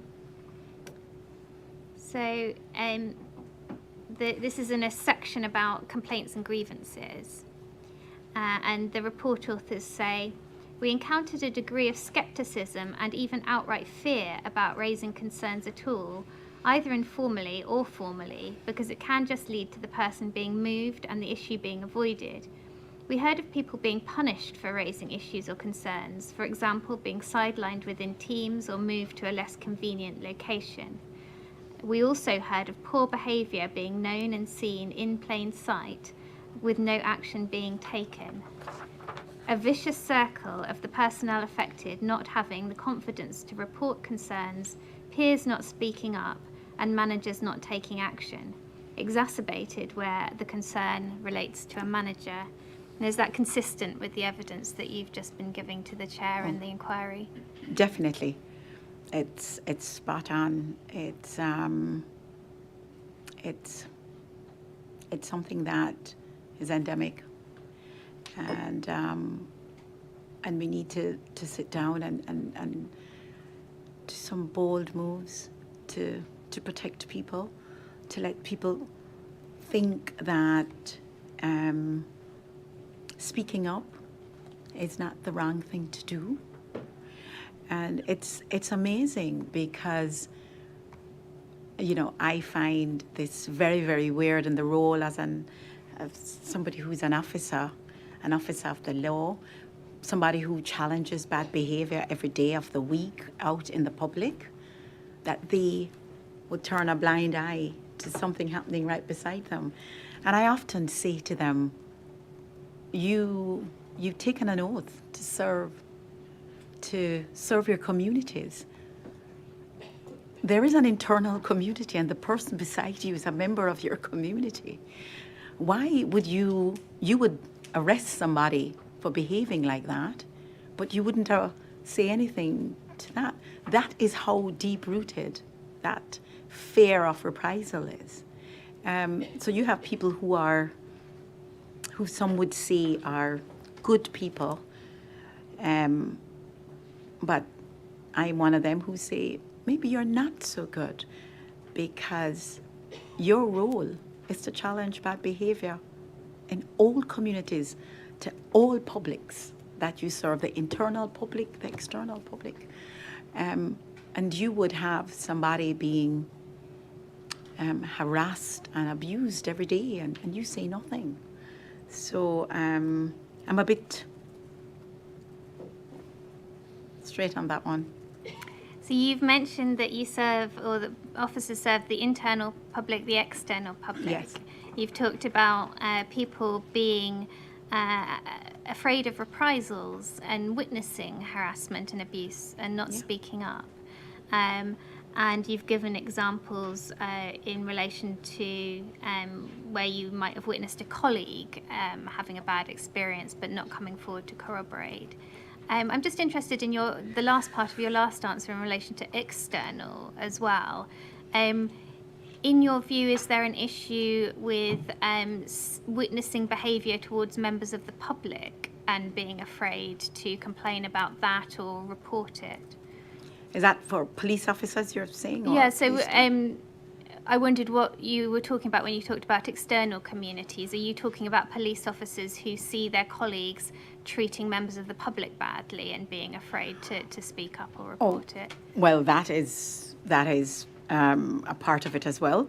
But I was talking about witnessing it outside, meaning one member of the public doing it to the next. I see. So, breach of the peace, swearing and abusing somebody because of their identity or their difference, they would be arrested, but they don't do that internally. And I am like, you're not fulfilling your role. You're not going according to the oath that you've taken, because that person is a member of your community, of a community. My apologies. I'd misconstrued your earlier answer. So you were comparing the way that police officers will maintain safety and standards when they're policing the public externally, and they ought to do the same internally, in your view. Is that correct? Oh, definitely. And that has always been something that I have put out there very, very often. Everybody in policing know that's how I feel about people challenging bad behaviour, is that is your job. You are to protect people. That's why you join the service. And invariably they always say that when you ask them, why have you decided to join the service? It's to keep communities safe and protect people from harm. But in fact, it used to be a joke amongst us about hate crime, that we often say, sometimes you should just leave the office, go through the front bar, ring the bell and say, I'd like to report a hate crime, because it is not taken as seriously internally as it is externally. And that is something that I'm hoping to work on with Police Scotland, and I know that they are, willing to work with me on this one. In terms of avenues for reporting, you've spoken about how SEMPA itself provides an avenue and people come to you. And you talk in your statement about third-party reporting, meaning is it SEMPA as the third party in that sort of triangular relationship. We understand from the evidence of Sir Ian Livingstone, amongst others, that Police Scotland also has an online whistleblowing mechanism called Your Integrity Matters. Is that something that you're aware of? Yes, I'm aware of it. However, we haven't got any figures around that and how many of them are based on racial discrimination. I've asked for it and was told that I would be getting something, but we're not. I don't know anyone personally who has done that. So anecdotally, from the experiences of your members who are speaking to you, and I suppose they're members of SEMPA, so they know they can come to SEMPA, so Yes. it's not a sort of unbiased sample, but you haven't had people telling you that Your Integrity Matters is the way that they would raise discrimination?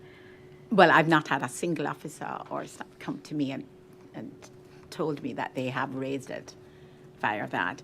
And I suspect it would go straight to professional standards and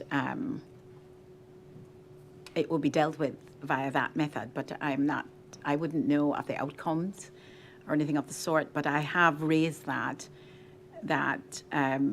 we should perhaps be given data around that.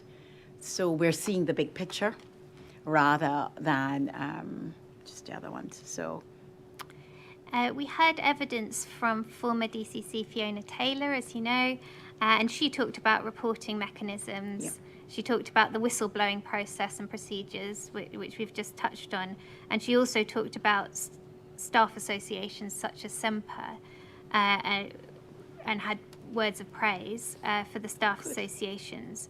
And she said those lines of reporting, meaning third-party reporting via a staff association, have been firmed up over the last couple of years to ensure that nobody has to suffer in silence. Yep.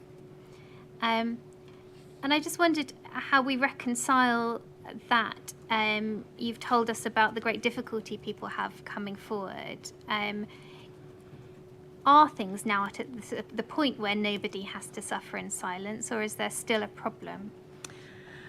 Well, the subcultures have not changed. I mean, Police Scotland, we talk about bold moves. They have taken that bold move about looking at culture, a big review of culture, and I am going to be involved in a lot of that work with about the subcultures, the canteen culture. That hasn't changed on the ground, really. Sadly, that will take time. It's something that will not happen overnight, and we need to be alive to that. But it's less about talking about the subculture and what do we do when people are victims of that subculture. That is where I sit. What happens to the perpetrators all the time? Do we just give them a tongue lashing? Do we just, or do we do something bold? That is where I sit at the moment, that if we want culture change, we have to do bold things. That leads me quite nicely to the next set of questions that I want to ask you, which are about once somebody has overcome the barriers and made a complaint, whether via SEMPA or to their line manager, direct to the organisation, what happens next? So I'm going to ask you some questions about that. And I'd like to look at your witness statement again, please. It's page 10 of your witness statement. And we'll look at your answers to question 19. So what you're talking about here is barriers to retention of police officers and reasons why police officers from black and minority ethnic backgrounds might be leaving the service earlier than they otherwise would. And I'm particularly interested in subparagraphs B and C, which I'll read. So B is perceived lack of procedural justice.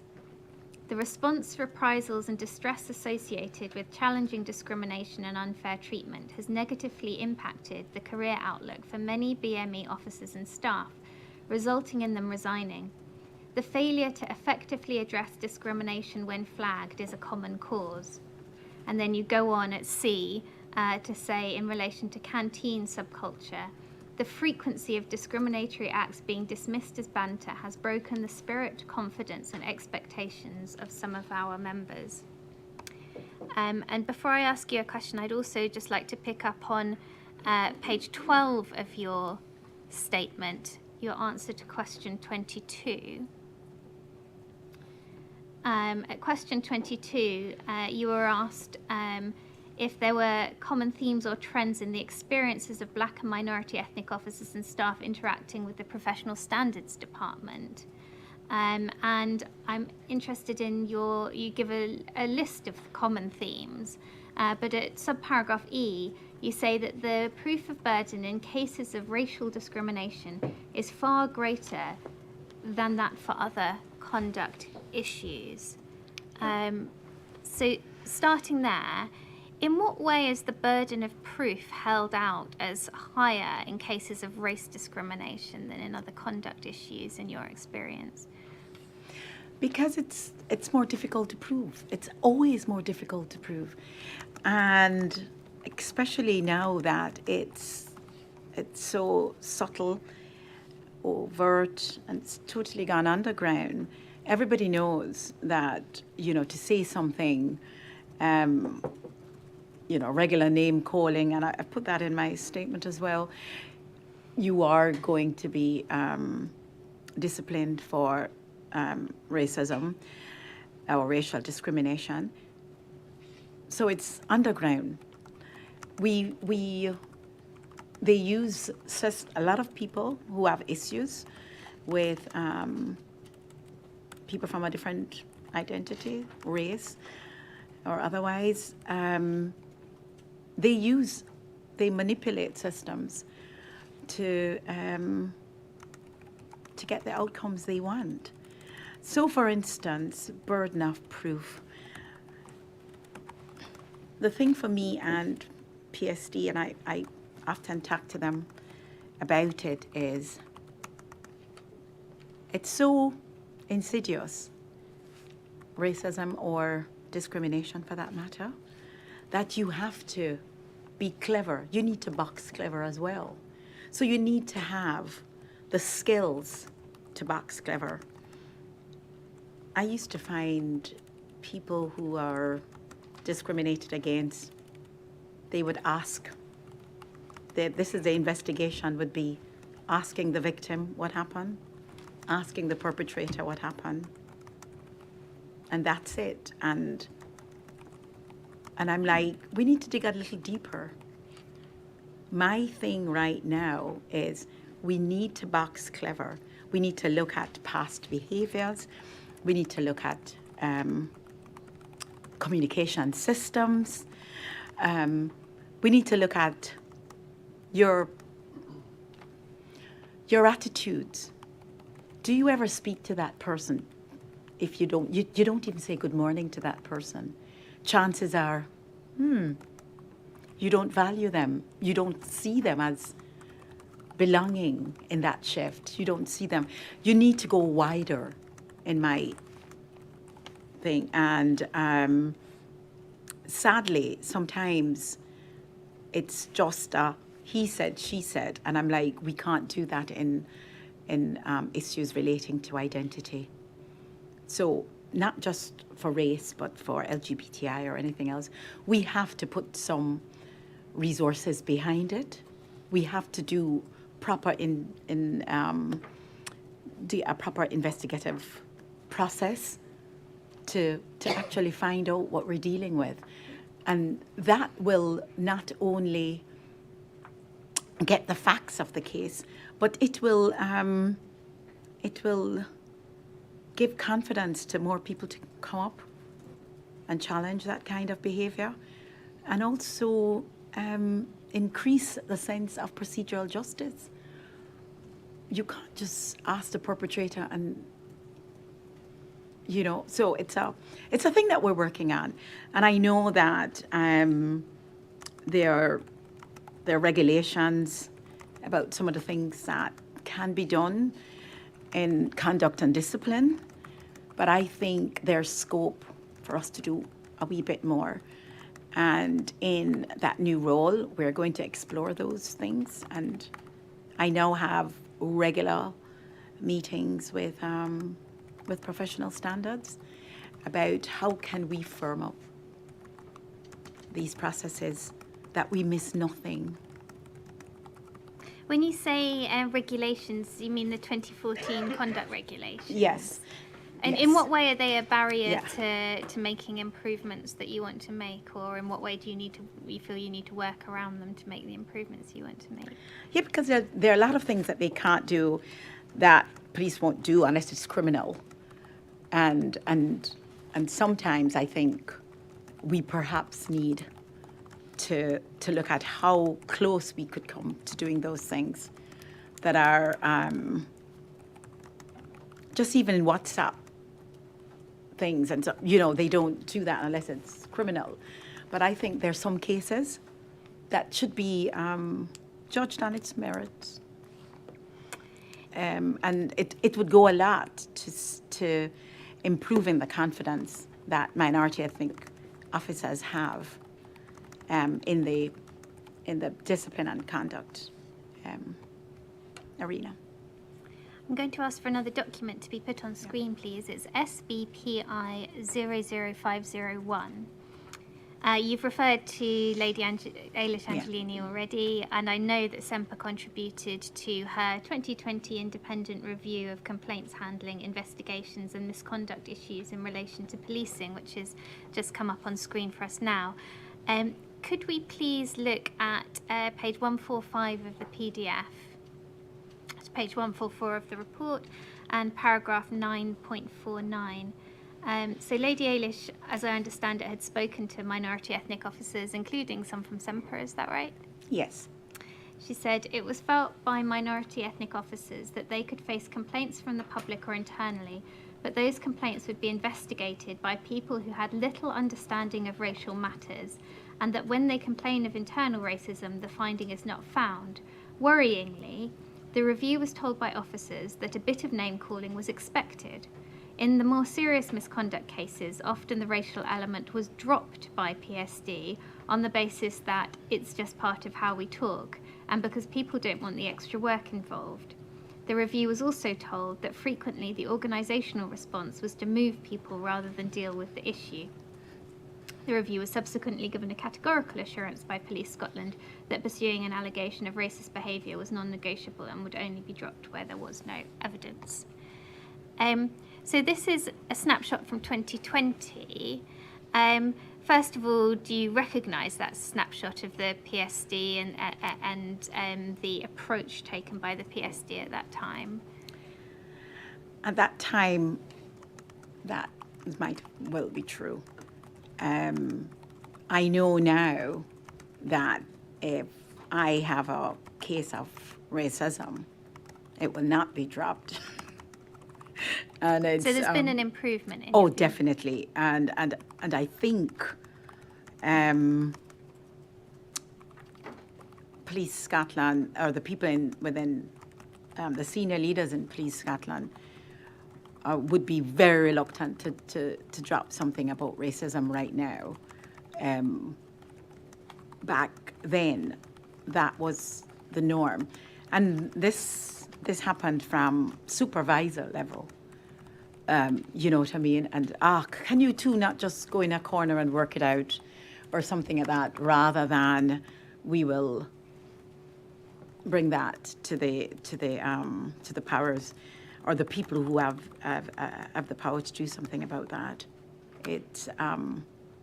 That was the case. It's getting much, much better. And if I was to ask you to look further back in time, Yeah. As at 2015, would it have been more like the description that Lady Angelini has given here? Yes. I definitely think so. Yeah.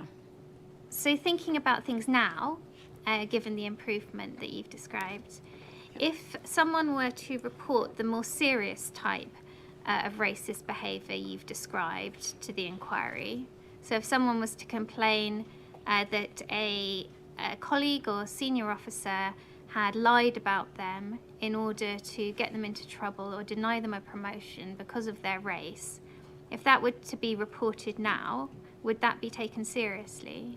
Definitely. And what would happen?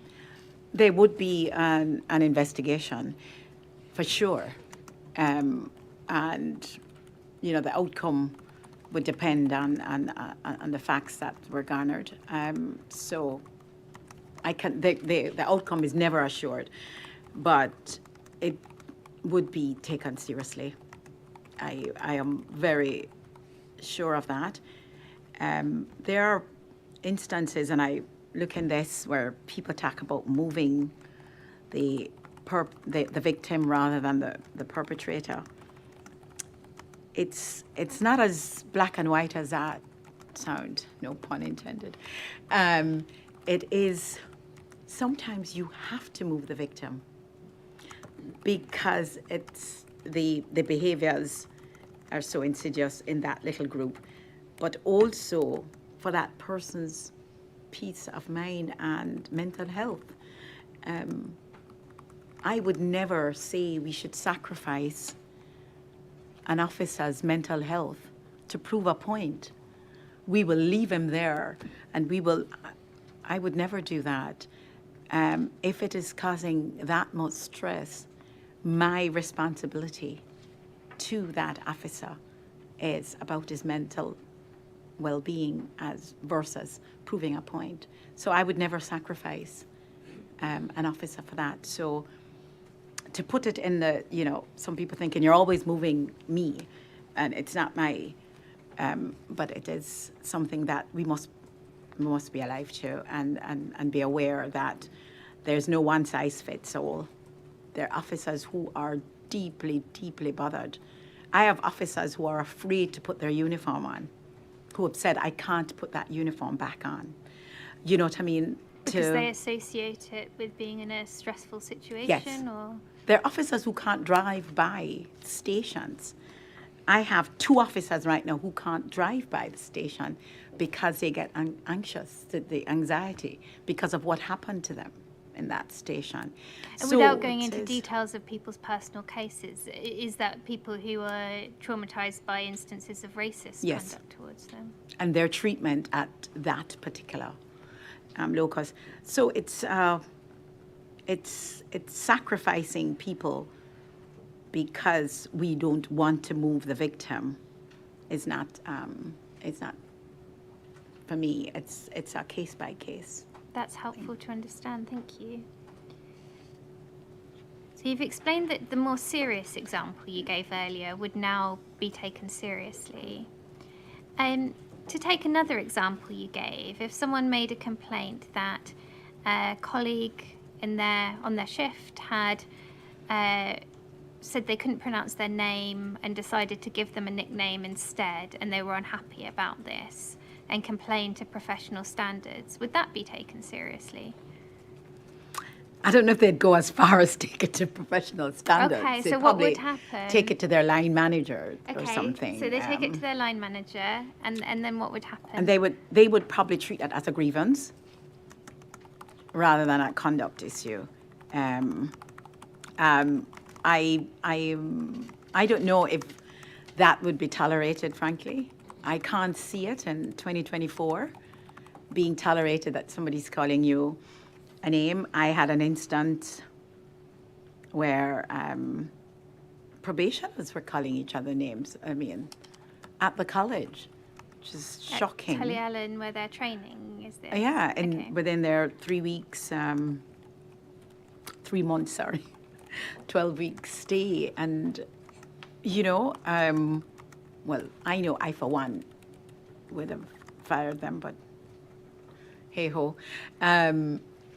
What did happen to them? I think they were eventually disciplined because the probationer came to us, and I brought it to the highest level because I thought that at the very least they were too immature to be police officers, and I wouldn't want to put them out on the streets, with members of the public, for them to call them names based on their identities.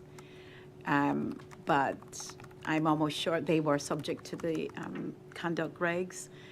I haven't checked in to see how far they are at the moment, but Again, I don't those want to go things too happen. far into the details of people's personal cases, but I just want to check that we're all understanding the level of severity that's being discussed. Yeah. There's an example where I can't pronounce your name, Sandra, so I'll call you Sam or something like that, just to give an example, which you've explained very clearly why that is a othering thing Yes, to it do is. to somebody.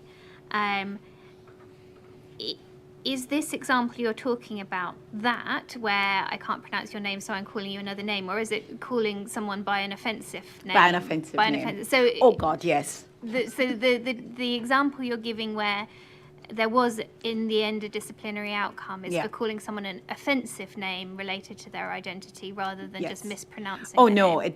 I'm not talking. That's just an aside. That's some bit of a microaggression, but the one I'm talking about, I gave you the example earlier, is a racial name. It's a name because of who you are, that relates to his color and his visible minority ethnic, and just totally inappropriate for no reason.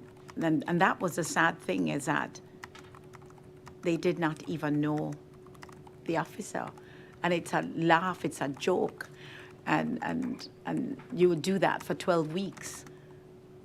And you want to talk about treating people with dignity and respect. So they were put through the conduct system. And was that a recent example? Yes, recent enough. I know now for a fact that people have been disciplined in the service as probationers right now for name calling, out with that one case that I was talking about. I know that just based on the case that I brought to senior management, is they have, another one has happened and they have taken that person out. So I know it's taken seriously. And in your view, are the disciplinary sanctions applied in these sorts of cases sufficient to first stop the perpetrator doing it again, and second send a message that it wouldn't be Yes. It's accepted? definitely sent a message, or the other one wouldn't have come about. People would just laugh about it without reporting it. So I think, yeah, we need to send the right message, but we need to also appropriately admonish that kind of behaviour so everybody gets the message. So somebody making a very serious allegation about career limiting lies, that will be taken seriously, Well, I would hope so. in your experience or in your view. Not all the time, Not I'm all the afraid. time? Okay, tell me not all about the time. that. No, but I do have cases of people lying, openly lying about people who they have wittingly discriminated against, that nothing has been done about them. And why is Because there nothing is, done in that sort of case? I have no idea. To be fair, I'm still wrestling with some of it, but we do have cases like that where there perhaps isn't sufficient proof, but there is enough proof in my eyes for them to take some action. So those cases are never closed. And does that come down to the difficulty you alluded to earlier in cases of racism of proving motivation, or is it some Yes. other issue of proof? Yes. So, yeah. There are a lot of variables. So it's about who is investigating the case, how seriously they think it is at the time. And that's why this role about this thing about looking at cases and the fairness and you know, the message it's sending to everybody, all the other employees who are sitting watching it. That's why this role is so important, that somebody who has looked at it with a different perspective can say to Police Scotland, I actually don't think this was managed properly, or this sent the message about the values of policing and stuff. So I'm quite excited about doing that. Is that something you can do in your new role that you Yes. couldn't have done as General Secretary of SEMPA? Yes. I just want to go back for a moment to the example where someone is mispronouncing someone's name and sort of deliberately giving them an easier name to say, and that is causing hurt and upset to the recipient. You said that would be dealt with through the grievance process. Say the grievance is upheld and the HR officer or HR department managing the grievance person says, yes, you've hurt their feelings, you shouldn't continuously mispronounce this person's name, you should treat them with respect. Would that result in any disciplinary sanction against the perpetrator? Okay, first, let me just tell you, microaggressions don't normally lead to there. So I've never known about somebody calling somebody a name that would take. I was just giving that as an example of a microaggression that would say, I can't be bothered to It's a pronounce your name. hypothetical example. Yes, but in terms of calling you a name that has a link racially, that would go straight to PSD. But we're talking about you undermining the person then or harassing the person all the time, or doing, discriminating against them for whatever reason. And the person is thinking, I have an issue with Richard constantly undermining me, constantly saying things to put me down, or racial stereotypes or whatever, that would go to grievance. And the outcome of the grievance might have issues in there that the investigating officer would think would lead to conduct, would be a breach of conduct, and then that would go up to PSD. So a grievance is not just sits with HR all the time. If there are instances during that grievance that has come out, it would go on to professional standards. I'm just interested in the line where that would happen. So I mentioned earlier former DCC Fiona Taylor's evidence that you might have, she was discussing what might classify as a microaggression. You might have not sitting next to someone in the canteen. You might have asking them where they're really from because they're black and not seen as Scottish. She then said above that, where you get to explicit racial language, that would go to the discipline space. Definitely. How about the kind of top of her microaggression category, asking someone, but where are you really from? Is that something that you see as part of the discipline space or not? I wouldn't necessarily think that is, unless it comes with a lot of other things. So it's about the context. If you know what I mean. Yes, they're naturally people who are just curious about you, and there's a big difference between levels of curiosity about you and this kind of making you feel like you are not one of them. It's something that you can't explain. I often say to people, I'd go into a room and I could immediately look at the people who are glaring at me as versus the people who are staring at me. And it's something that people from a minority group know. You know when people are curious and when they are all-welcoming. So when you have that kind of conduct, which could be more or less troubling depending on the context and the circumstances.